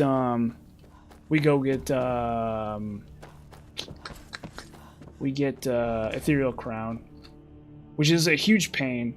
Massive, massive, horrible pain to have to get Ethereal Crown. So we take the Dwarven Mace, we turn undead. Yeah, max seconds, or max whatever, so it's worth the most. And then we just take the Black Star. We just go boom. There we go. We level up too. Okay, we got a while before these come. These start being a thing. Heavy armor, we can't do any of that right now. I guess I can do some block, but I want to save those perks. I want to bake those perks. There's definitely perks are one of the things you got to be really careful with Skyrim. You got to really know where you're putting your perk points, because you can come into scenarios where you put your perk points into places that like seem like a good idea, and then they're really not, depending on what you're going for. If you're doing like a weird kind of purist character where you're only doing like one thing, it's fine, you know. Like you don't have to overthink it in a lot of cases, depending on what you're doing. But if you're trying to do skills like enchanting or alchemy or armor, you know, like heavy armor or something, you need to be really mindful. Like if I put perk points, if I started putting perk points into like limb splitter or deep wounds or some of this stuff, it would be bad. It'd be like it would actually be bordering on disastrous for me, weirdly. So you would think that would not be the case, but it very much so. Very much so. You got to be real careful with some of your with your perk points. So one of the main things about Skyrim, it's like Fallout 4, where if you're not judicious, I am your sword and with your hold up. long life. Lead the way. Follow me, Lydia. If you're not relatively judicious with your perk points, you can run into huge numbers of problems. Well, maybe not huge numbers of problems, but it can make your life a lot harder, at least on Legendary. A lot of dud perks in the game. Store that one. Is that it? Didn't I get another thing? No, we're good. We're good. And then store these. Okay, cool. Yeah, as long as we're accumulating soul gems and weapons and stuff, it's fine. That's the important thing. Because we're just gonna mill. Basically, what's gonna happen is we're gonna get a bunch of stuff to increase our XP gain, and then what we're gonna do is we're just gonna like stand in town and then just crank out enchanted weapons and shoot up to 100 in 30 minutes or something like that is the goal. But it's gonna be a lot of work before we get to that point. In fact, actually, I'm just gonna buy all the soul gems they have right now. Except this one. That one's too much money for right now. When my enchanting skill's higher, I'll buy that one maybe. But if I spend all my gold right now, it's actually a really bad thing. Because I'm never going to fill that with a Grand Soul. Right, so if I buy a Grand Soul gem, that's like in theory really great, right? but I'm never ever in a billion years gonna fill it with a Grand Soul right now. There's literally no enemies in the game world that exist that have Grand Souls. Not yet, anyway. Like, there's no... I'm not gonna find a Storm Atronak. I'm not gonna find a... well, actually... There's an argument to be made. I should actually just straight up buy it. And the reason why is because I can use it to enchant something later. Not actually to level up with, but just so I can enchant something later. Honestly, I should just go for it. Take a look. Let's just YOLO it. Let's just buy this hugely expensive. Or no, the reason not to is because I can't get my gold back if I buy it. See, I'm waffling. What I want to do is I want to be in a position where I sell him so much stuff. Because what happens is if I buy that, he has 3,000 gold, and then what happens is when I come back later, it all disappears into the toilet, basically. Right? So basically what happens is I give him that gold now, and it just disappears from the world. What I really want to do is when I want to come to him, and I want to buy that Grand Soul Gem from him, and then I want to get all the gold back by selling him enchanted crap. And that's how you actually work the system there. For some reason, I'm like, I don't know. I haven't thought this through, technically, as much as... probably I should have thought this through slightly better. But it's not a big deal. It's one way or another. At this loss, we weep. We weep. For the fallen, We shout. Shout. and for ourselves, And then this is, yeah. we take our leave. This is the other Skyrim special, is quests where we hang out with our homeboys, listening to him talk.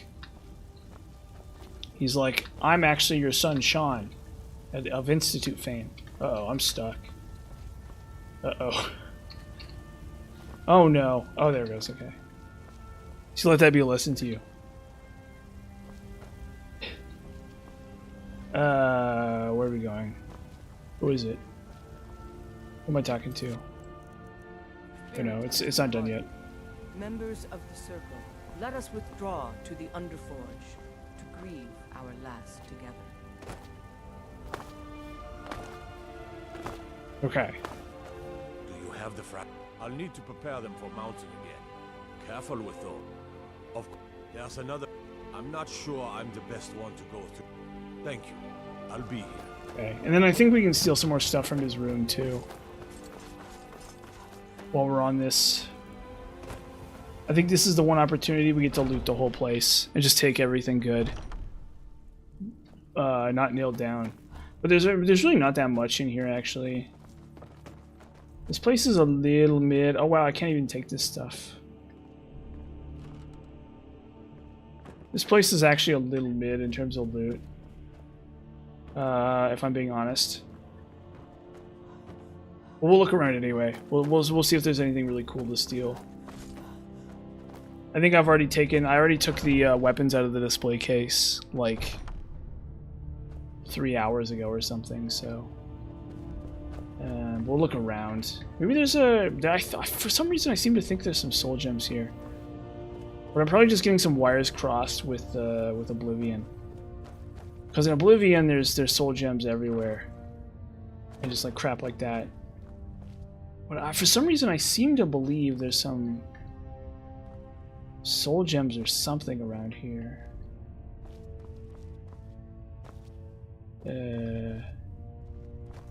This is Farkas's room. No, okay. Maybe Vilcus. Oh, there's an elven bow actually in this one. That's actually really cool. That's actually like relatively decent. Like that's actually worth coming here and stealing. Believe it or not. That's like actually kind of worth stealing. The rest of it, no. Most of the rest of this stuff is not worth stealing at all. But that at least is worth stealing. That would be worth. That elven bow is actually kind of worth stealing. That's crazy. So on this side there was the elven warhammer that I stole, and then this side's the elven warhammer, and then on this side is the dwarven warhammer. And you get some good stuff that way. It's not essential or anything. Is there really no soul gems in this whole shebang?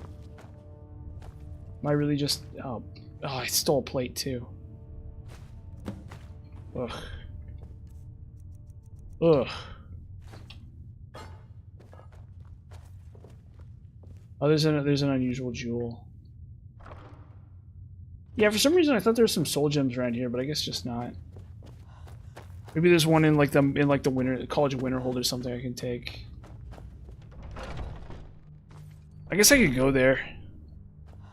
I need that's one thing I haven't done, and I'll do it before. I'll do it later. I'll try to figure out if there's like a place I can loot a ton of soul gems. And I think probably the Mages College. If I just like join up really quick, or no, because I'll during the main quest or whatever, you know. Or no, I think I don't want to do the main quest yet. I want to be 100 enchanting before main quest. You're back. Thank you. Your shield siblings have withdrawn to the Underforge. But I need to think that over, because there's definitely a way for me to get. There's definitely a way for me to get some more soul gems for free, basically, by stealing them. Not so much of a curse as you But I haven't thought that through yet. We'll worry about that later. I'll worry about that later. It's not a big deal. This character's already kind of popping off, so it's like fine.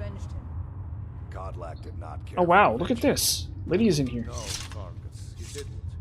And that's not what this is about. See, it's actually really interesting because I thought Lydia wasn't supposed to. This is one of those areas that Lydia couldn't come into. I thought. You're right. It's what he wanted. But I guess He not. deserved to have it. Godlack used to That's how it speak is. of a way to cleanse his soul, even in death. You know the legends of the tomb of Iskramor. There, the souls of the harbingers. Yeah, I'm gonna make a really nice red curry for dinner tonight. We can't even enter the tomb without. What I'm gonna try. So usually, how I make my red curry different from my from my yellow curry, right? Because like if you have a good curry paste, a yellow curry is really good. Like just a generic yellow curry, you just take some coconut cream, and you take some of that yellow curry paste, and you just mix it in the pot with, you know, some onion or some garlic or whatever, right? And it's real good. But I've been doing a red curry. And usually how I do it is I add in the yellow curry paste, and then I put in a little bit more red curry powder, and then I put in some spicy, some relatively mild chili paste that I have called sambal oelek, which is like a South Asian kind of deal. You know, maybe it's like Thai or Cambodian or something like that. But what I've taken to doing is adding some tomato paste. And what I'm going to try tonight is I'm going to try some tomato sauce. I have some like pure liquid tomato sauce, and I'm just going to add that. And then I'm going to reduce. And I'm going to see how the tomato sauce does. Because not only does it look a lot redder, which is great. I love that. Not only does it look a lot redder, it okay,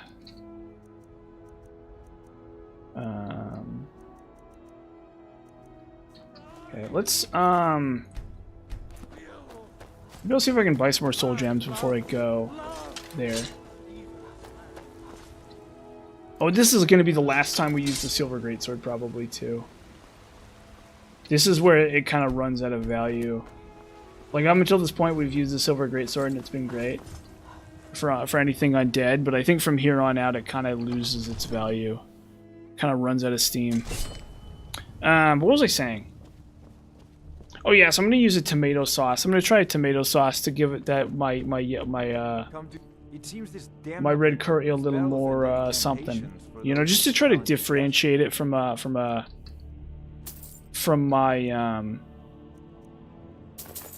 just to try to differentiate it from my yellow curry. The thing is, I can't get a green curry to taste right. It doesn't matter what I do, I cannot get a green curry to taste right. In real life, I think a green curry is oyster sauce. So how it really works in actual point of fact, right, is a yellow curry is just yellow curry. A yellow curry is just yellow curry paste, right? A red curry is yellow curry paste and shrimp paste, okay? And a green curry is yellow curry paste, and all of these involve coconut cream, of course. Coconut cream is in all of these, okay? But a yellow curry paste and oyster sauce, right? And so, for a yellow curry, or to do a green curry, the problem is you can't get a good vegan oyster sauce, at least as far as I can find. I have a fish sauce, and I have a Worcestershire sauce, of course, right? You can get a good vegan Worcestershire sauce, and you can get a good vegan fish sauce. I haven't found a vegan clam sauce, or whatever it is. And that's pretty integral to a green curry as far as I understand it. So probably what I'll do, I'll give it another shot at some point, and what I'll do is I'll just toss in some a little bit of the vegan fish sauce and a little bit of the vegan Worcestershire, and call it a day. Maybe I need to think it over and try to add something else to it. Maybe like some mint leaves, or something to make it actually green. Maybe that'll help. If it looks green, maybe it will. Maybe I'll think it's green. I don't know. Just spitball in there. I mean, honestly, the thing is, you mix a bunch of curry powder and some coconut cream in a sauce, and it like doesn't even matter. You know what I mean? Like, as long as there's not too much salt. That's the issue I've had in the past, right? Is that Worcestershire sauce and fish sauce are obviously very salty, and so is the curry paste itself, right? So you run the risk of creating a thing that's way too freaking salty. That's the biggest fear. But as long as it's not too salty, it almost doesn't matter what you do. We're talking about something that contains coconut cream and curry paste. It's like, it's really hard to goof it up. It's like really hard to goof it up. Like, I mean, truly, truly difficult to goof it up. Turns out that as long as you have like some just like ingredients like that, it's like, it's hard to fail. But an easy way to fail would be for it to be too salty. So I gotta be really careful with the Worcestershire sauce on the green curry. And then probably what I'll do is I'll just take like a mild, like I'll take like a bell pepper and maybe like another vegetable or something, and I'll try to do a green curry that way. Like a more mild vegetable, like maybe like a potato. But I had a potato yellow curry last night, and it was so good. And the reason I have to do curry 2 nights in a row is because I still have half a can of coconut cream. Because you don't want to add the whole can of coconut cream. First off, coconut cream is expensive. It's like freaking $2 to $3 a can. Which is like not that much in the grand scheme of things, but it's enough that you don't want to waste it. You need to use half the can. And it's too much liquid anyway for one serving. Honestly, even if I was making a double serving, I would still probably only use half a can, I think. Because it's pretty rich stuff. And you don't really need that much of it in your diet. Really, really, really good though. Coconut cream is the secret to curry. To a good like homemade curry. A good like Thai style curry. If you're doing a Japanese style curry, you can use the dumb curry blocks. You just go to the supermarket and you buy the stupid Japanese style curry blocks, and you're literally done. Do a guide for Nightblade. Nightblade is what's Nightblade? Or the new remind me what Nightblade is. Is that the new this one for Switch? Or isn't that Night Fangs or something? Because there's a class in Elder Scrolls Arena called the Nightblade. So you're confusing me a little bit there. What were you saying, Nightblade? Hold on, let me look at this so-called Nightblade. Maybe,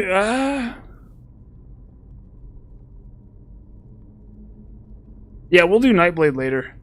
We'll do Nightblade later at some point. Nightblade will happen. Something similar to Nightblade will happen for sure. There's a new Dark Souls game that's like called Dusk Bloods or something, and so I thought maybe you were talking about that.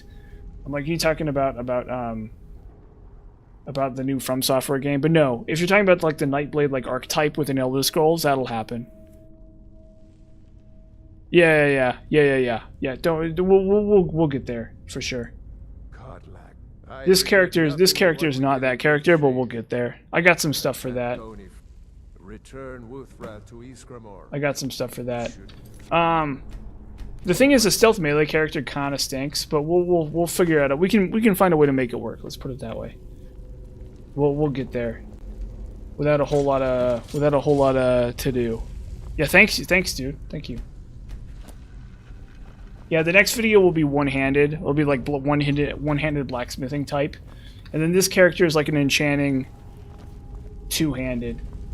Is like the whole deal with this character, and then the next character will be a stealth character for sure. But I think I'm gonna go like the plain stealth archery type deal for that one. So I think the Nightblade type character is gonna be a lot more down the line for sure. But I definitely have some cool stuff to go over for that one. It's not just gonna be your typical kind of deal. There's gonna be some real fringe stuff going on there. Yeah, no, I usually don't like to do stealth too much because it's actually not that good in a max difficulty. Actually, believe it or not, it's actually not optimal in most cases. If you're really abusing it, it's really good, but for a lot of characters, it's actually detrimental. Unfortunate. Like, people don't know that. People are like, "Oh, stealth is the only way to play Skyrim." It's like stealth is actually kind of mid in Skyrim. It's really good for certain, yeah, it's really good for like some skills, like archery. If you're doing like a stealth archery character, it's really great. But stealth is like one of the least things I've done in Skyrim.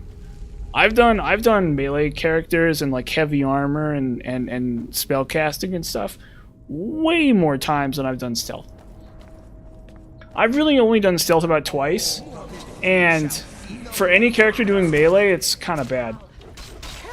You basically have to be doing ranged attacks for it to work. Kind of. It's not that bad, but you get the idea. Stealth is like overrated in Skyrim, basically, is what I'm trying to say. Yeah, well, yeah, so you abuse stealth. You used to abuse stealth archery, for sure. No, you know what's going on. You know what I'm talking about there. Yeah, what soul did I capture?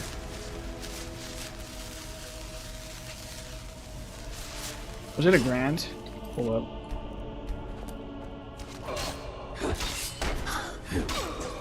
Okay, yeah, so those are grands. Okay, cool. That's fine. Arthmore Stone. What's the Arthmore Stone?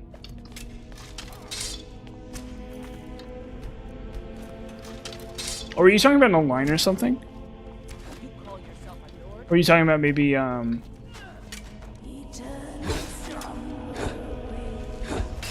have not played online, like, at all. These things have Grand Souls.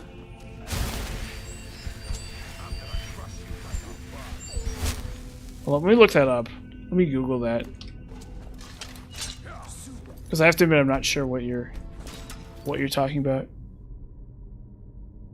Arthmore Stone.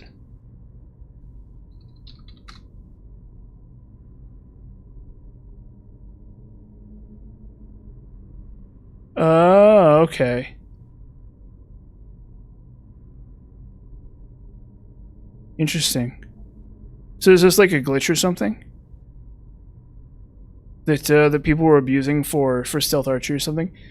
Oh, okay. Yeah. Oh, okay. No. The thing is, what did he do? Actually, please fill me in, because I usually don't do the unofficial patch because I think he's not very good. I think he doesn't know what he's doing. I actually don't use the unofficial patch because I think he's not a very good game. I think he doesn't actually understand Skyrim, in my opinion. What did he do? What did he do to stealth archery? Oh yeah, no, that's nothing. That doesn't really matter. That's actually not a big deal at all. And the reason why, I'll explain why. Okay, so like when you're playing a stealth archery character, you don't care how high your archery level is. Your archery level does not matter at all. Your archery could be like 10. It wouldn't matter at all.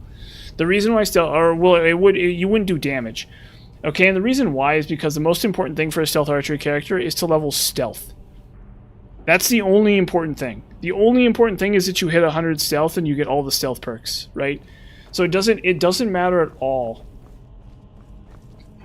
what your archery skill is, basically.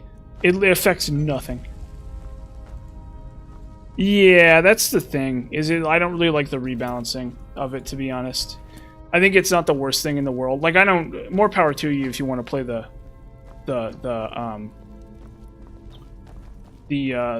unofficial patch. Like, I think it's a totally fine. It's totally fine, but I don't personally like it. I think it rebalances the game in a way that's not correct. Yeah, I love TS5. I love this game. This game's so good. This game's like the best thing ever or something. Yeah. I usually don't do mods. I don't do mods super often, but I think some of them are... I've used mods in the past. Mostly the mods that I've done have been armor reskins. Like armors that add like new appearances, mods that add new appearances for armors, you know? Like to make armors like a lot cooler looking or something like that. Those are my favorite. Mods that add like Master Chief and stuff aren't really my deal. I'm not saying that like, you know, that's wrong or whatever, but I have to admit I've never played like a gameplay mod that I've liked personally. But I've really loved some of the aesthetic mods. There's some really cool aesthetic mods. Like make the armors look cooler and stuff. I had one of them. I can't remember what it's called off the top of my head anymore. But I had some ones that like made Daedric look a little different and something like stuff like that. Those are really awesome.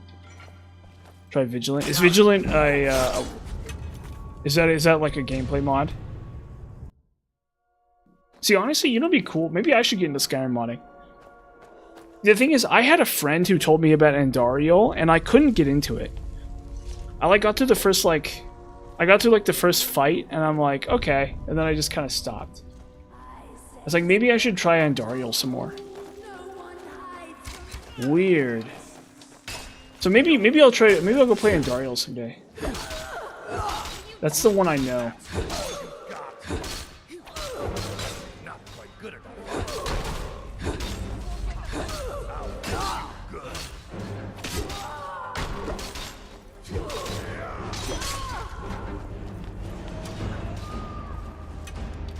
Yeah, at some point maybe I'll play Andariel. Maybe I'll get some time to do that. Oh, it's like a really? It's not open world. Okay. See, to me it seemed like it was interesting. It seems very narrative driven. It definitely seems very narrative driven. I was playing it on hard mode, and I just like, I don't know. I just couldn't. I wasn't like super sold on the story. Yeah, apparently the writing's really good, but I have to admit I didn't like the first thing that it said. The first thing that the game was like doing. I'm like, this is like a little too hardcore for my tastes, you know? Like, I wanted something that was maybe a little more like fun or like thought-provoking, not like real-life kind of stuff, you know? Like, and that's kind of what Andariel gives you at first, is it's like there's like this guy you're fighting, and you're like, you really don't like him.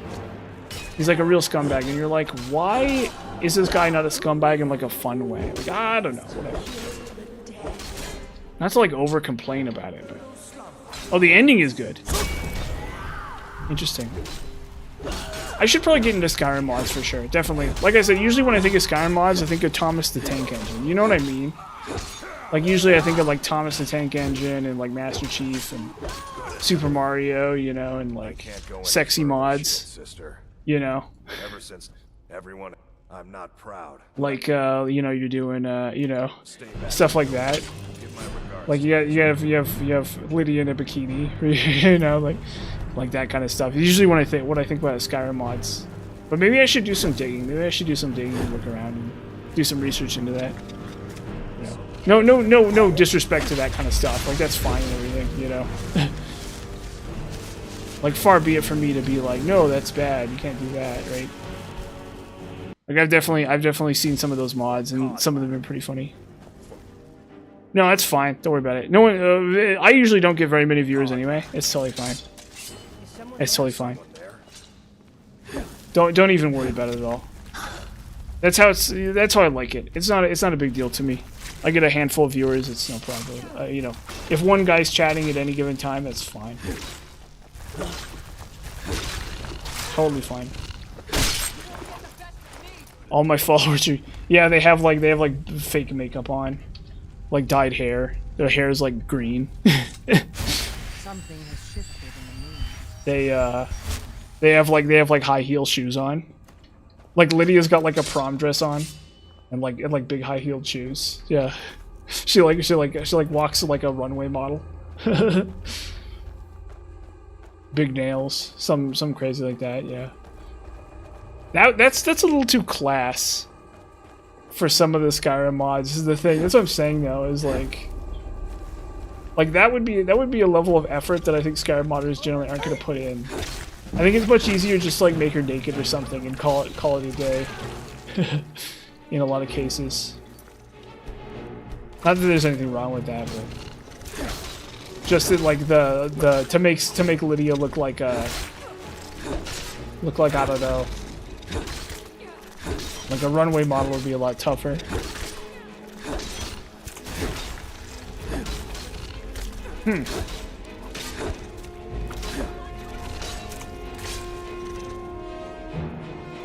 Oh, can Sapphire be a follower, really? I didn't even know Sapphire could be a follower.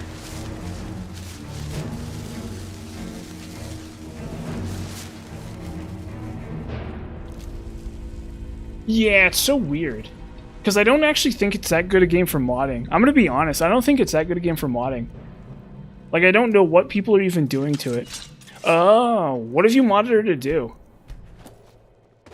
Does she like look different, or does she have like a new quest or something?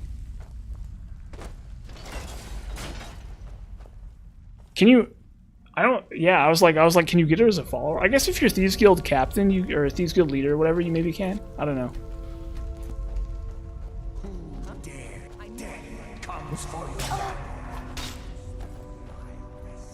Interesting. See, Thieves Guild is probably the quest line I've done the least. I've probably done Thieves Guild maybe like once or twice, which is funny because it's the best quest line in the game, basically. It's like functionally the best. Do you have Mercurium modded too? Oh, really? Cut content. There you go. See, that's another really cool thing about modding. Is a reintegration of cut content. There's a lot of games I played like that. Okay. See, I don't know. The Thieves Guild's like the one I've done the least, for sure. I've done Companions. Companions is the most essential for a lot of characters. So I've done Companions the most by far. Every other questline but Companions I've done like once or twice. I've done like Mage's Guild maybe a couple times. I've done... Oh, buff Mercurio. He's actually already pretty good.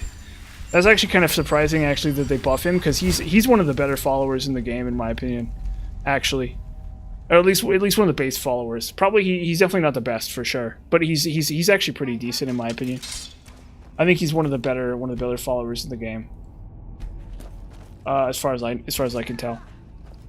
Because I was using him and he was fighting. Because like the thing is, a lot of followers. It depends on the type of character you're playing. If you're playing a ranged character, if you're doing like archery, or you're doing like magic or something, he's really good. Because you can kind of just stand behind him and he'll like blast enemies. Oh, that sucks. Whatever. This is the see now that's each of the mods.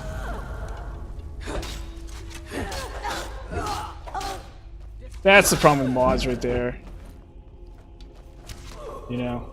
But whatever, you know, it's not the end of the world. There's nothing I hate more when I see a video, when I see a YouTube video and it's like AI. Like, there's literally nothing in the world I hate more than that. It's like my least favorite thing ever. Is like when I click on a YouTube video and it's like just straight up AI. So, but I mean, for a little tiny bit of like, if there's like a little bit of AI in something, I'm like, whatever. I'm like, whatever, right? Like, I watch like a YouTube poop or something, and they like make SpongeBob say something with AI. Like, they make SpongeBob say like one thing with AI. I'm like, okay, whatever, right? Like, yeah, it's a little bit, but like the worst thing is when you like click on a video and it's all AI. Oh, cool. 2 big quest mods. Serana is like a really terrible follower. The best thing about Serana is she can't be killed. But like Serana, as like a follower in the base game, she gets stuck all the time. And there's like so many like dumb little things that can go wrong with her. Serana's you can do some tricky stuff with Serana. Like I said, you can do some like glitchy stuff with Serana. Serana's like one of my least favorite followers for that reason. Because she's like not that terrible, but she's like just bad enough. Yeah, that's the thing, is especially for legendary. You can do stuff with her. She's not like amazing or anything, but you can do stuff with her. You can use her to you know, just like do random stuff. Like there are uses for Serana on Legendary for sure. Oh, you can cure her of vampirism? See, I've never done that. I didn't even know you could cure her of vampirism. That's crazy. That's actually really weird. I didn't even know that. Honestly, I think Serana would be more interesting if she could turn into a vampire lord. I think if you could make her a vampire lord, that'd be really cool. So maybe that'd be like a cool quest they could add or something. They could mod that in. Because that would be really cool. Oh god. Do I fire breath on? Boom. Ow! Oh gosh, he's gonna kill me. Yeah. We'll try that again. Let's take that one again. I didn't even know you could cure. Oh, somebody already... Or is that already in the game, or are you talking about a mod? I didn't even know you could turn it into a... But that would be the one thing I would say about Serana, is that'd be really cool if you could turn into a vampire lord somehow.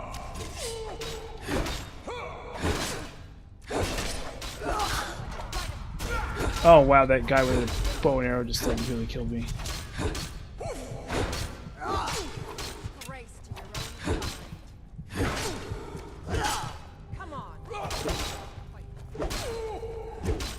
Well, we know we're in Legendary, that's for sure. There we go.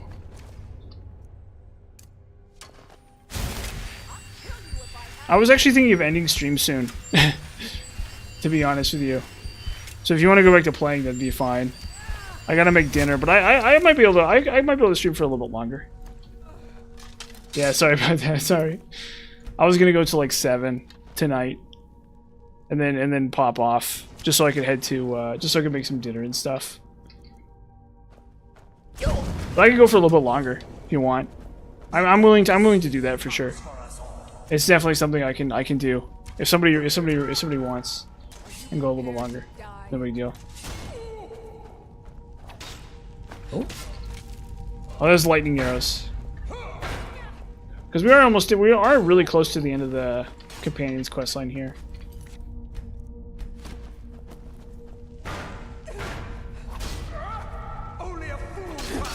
Are you saying that it's less likely to crash? Didn't they did people actually get the mods to work for Legendary? Or for Anniversary, speaking of which? Because I remember that being an issue. I remember people were complaining about all the mods, about breaking literally every mod. But I like my only response to that is like, can't they just like fiddle with the numbers in the back end and like fix it almost instantly, right? Like, wouldn't that be like 2 seconds of work for any mod? I mean, that's to be fair, a lot of mod creators may not want to put in that work, you know. Like if you're a mod creator and you're not active. Oh, okay, cool. No, that's good. That's good.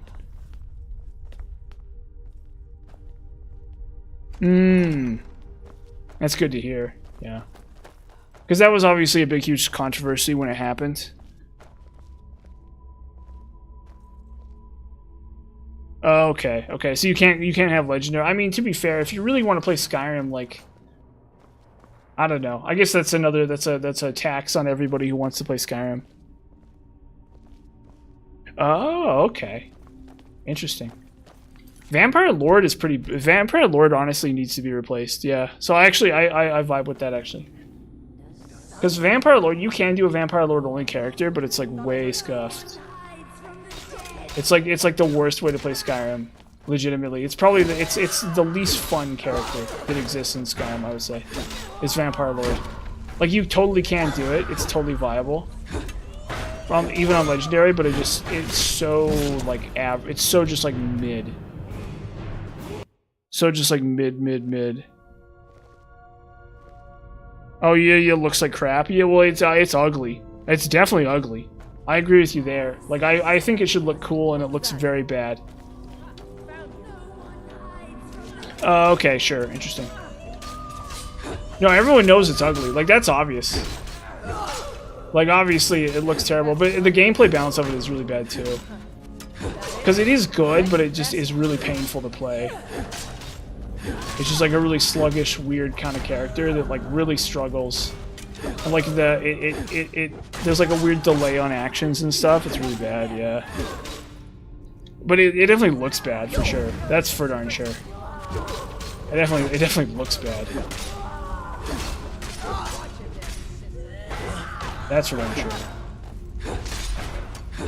I still think it's probably you can do some pretty crazy stuff with it though. It's the easiest way to become immune to magic. Oh, well, I'm gonna die. Oops. It's the easiest way to become immune to magic.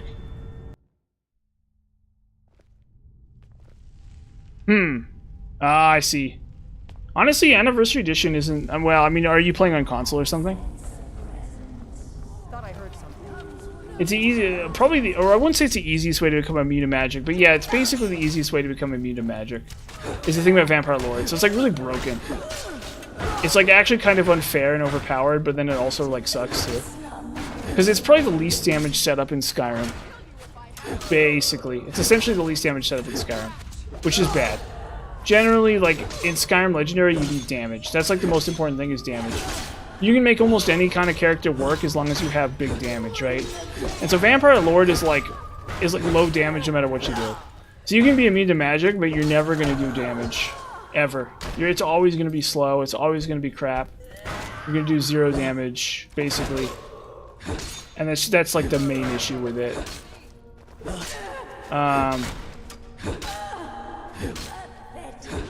Wasn't there something else about it?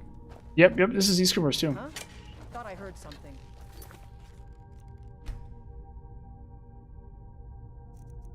Yeah, the thing is I'm an expert at Skyrim, at like Legendary Skyrim, so I don't want a mod to like ruin the difficulty. Like I think it's actually a really well balanced game for Legendary. It's not like perfect or anything, I don't think. But on the main, so that's like modding has always been really controversial for me internally, which is ironic because I want to get into modding. Actually, I'm like actually planning on getting into modding and doing and making a mod for Fire Emblem. But the issue, and I was kind of interested in Warcraft 3 modding, but I was a kid.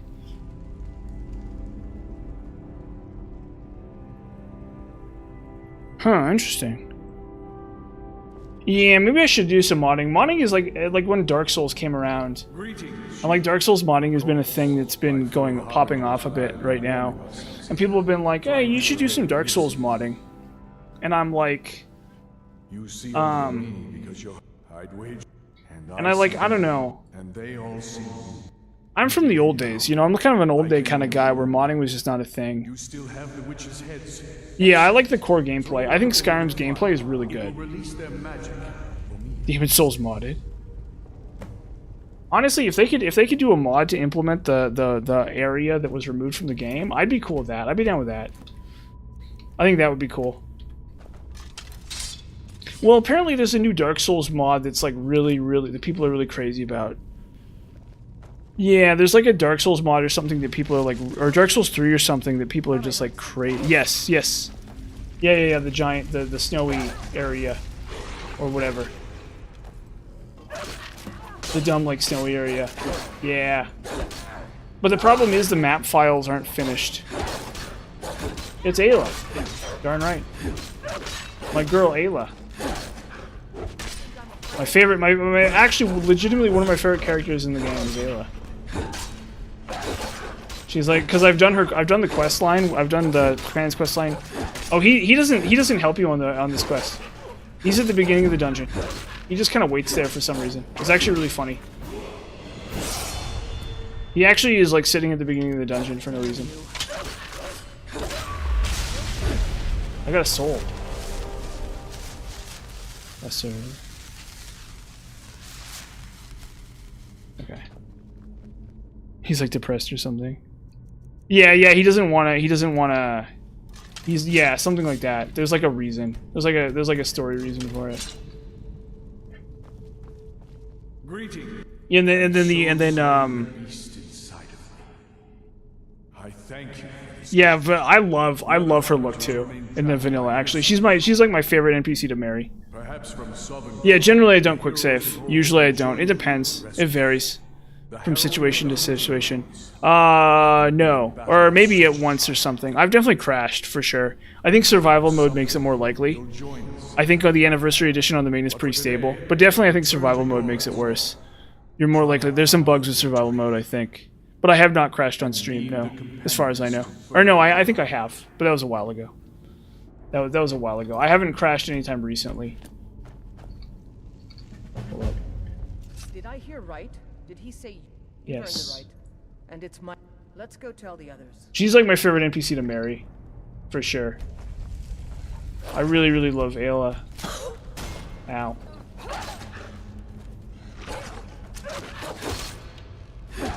We'll cure my werewolfism right now, while we're at it.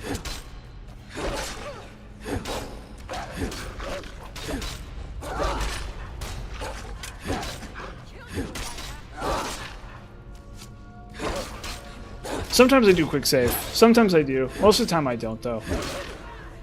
It's easier when I have tons and tons of saves that I can go back to. And honestly, I've never had issues with, like, being confused about where I am. At least personally. There we go. Ooh, yes. Big old soul. Oh, yeah. Yes. Yes, yes, yes, yes, yes. Oh, it's been... I've been a master at Skyrim for, like, 10 years, probably. Or maybe not 10 years. It's been about 5. I've definitely played a lot of Skyrim Legendary. I've played a lot of Skyrim Legendary. I've beaten Skyrim on Legendary, like, 15 to 20 times. Yeah. I'm 30. I'm literally 30 years old. Or I'm 31 even. I'm actually even older than that. I'm 31. Yeah. So I've played yeah, I've done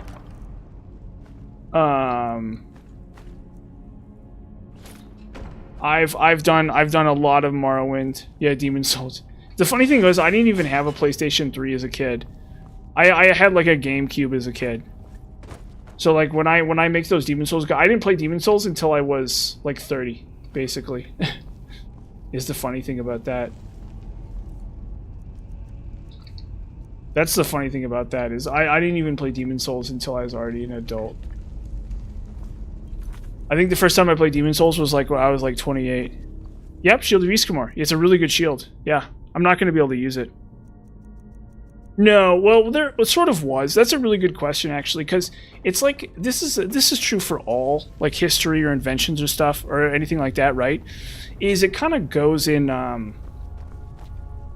it sort of goes in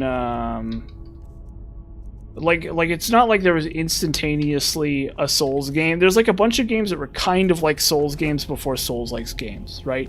So like there's this game called Fable. You've probably never heard of it. Yeah. Like hack and slash games, like Fable. Yeah, go look up Fable. Go look up Fable game, Xbox or something. And like it's basically a Souls game, but it's like a really simple, kind of bad one. Well, like it's a really iconic game for me as a kid. As a kid, I loved Fable. I played Fable so many times as a kid. I loved Fable. Fable was such a good game, but it's like a proto Souls. Like it's kind of like a Souls-like, but it's not. No, or no. It's like Dark Souls. It's mostly like Dark Souls. It's not like Elder Scrolls. It's like Dark Souls, basically. It's sort of like Elder Scrolls in that you're. It feels a lot more like Dark. Believe me when I say it plays a lot like Dark Souls, to the point where I think Dark Souls is inspired by it. But yeah, you do technically gain XP for your skills in the same way you do in Skyrim, but not really. It's more like Dark Souls. It plays a lot more. You like block attacks, sort of like Dark Souls, and there's like a dodge roll like Dark Souls and stuff like. There's a dodge roll. That's really the main thing, is the fact that there's a dodge roll. And there's another game I played called Castlevania Lament of Innocence for the PlayStation 2. And that was sort of the same deal. That was sort of the same kind of thing. Hold up, where's Lydia? I've got your back. Get out of here, you. I'll head back home if you need me. Get out of here, you. Vilkas said you're the new Kodlak. I don't know what that... Let's not waste any time. Here, we need Farkas. Yeah, sorry, Lydia, we can't, we need Farkas. Because watch. show you what I can about protecting I'm yourself. gonna do this. I'm like 100% gonna do this. What do you need to take? I'm like 100% Let's gonna do go. that. Gonna level up heavy armor that way. He is very yassified. Old stone. Oh, you like Vilcus? Oh yeah, because it's eyeliner, huh? You like Vilcus's eyeliner? Is that it? You like the eyeliner on him? That's funny. I like how yassified. I like that as a new verb. So that word didn't exist like 10 years ago. Oh, when you have overmodded him, yeah. Okay, so I think we're gonna go. Oh, okay, yeah, I'll probably end stream right now. Yeah, well, what I'll do is I'll do this and then I'll end stream just so I don't forget. I'll just dump all this stuff off. But yeah, nice talking to you, dude. Really fun. It's part of what makes streaming so great is people coming into my chat, having a chat with me. It's always awesome. Longbow. And then I'll probably use Woo Thread. Oh wow, look at Woo Thread. Woo Thread's already like cracked. Woo Thread is like straight up already cracked. Hold up, let me check something. Let me see if I can buff Woo Thread with a shout. And then I'll end stream. Yes! Yes! Oh my gosh. No, this is a really great weapon. It's just not, you can't improve it. You can't buff it with smithing. But other than that, it's really broken. This is actually like a really like swag weapon. And you can't enchant it either, of course. Because that wouldn't make any sense. It's literally Woo Thread. What? Before I get out of here, what?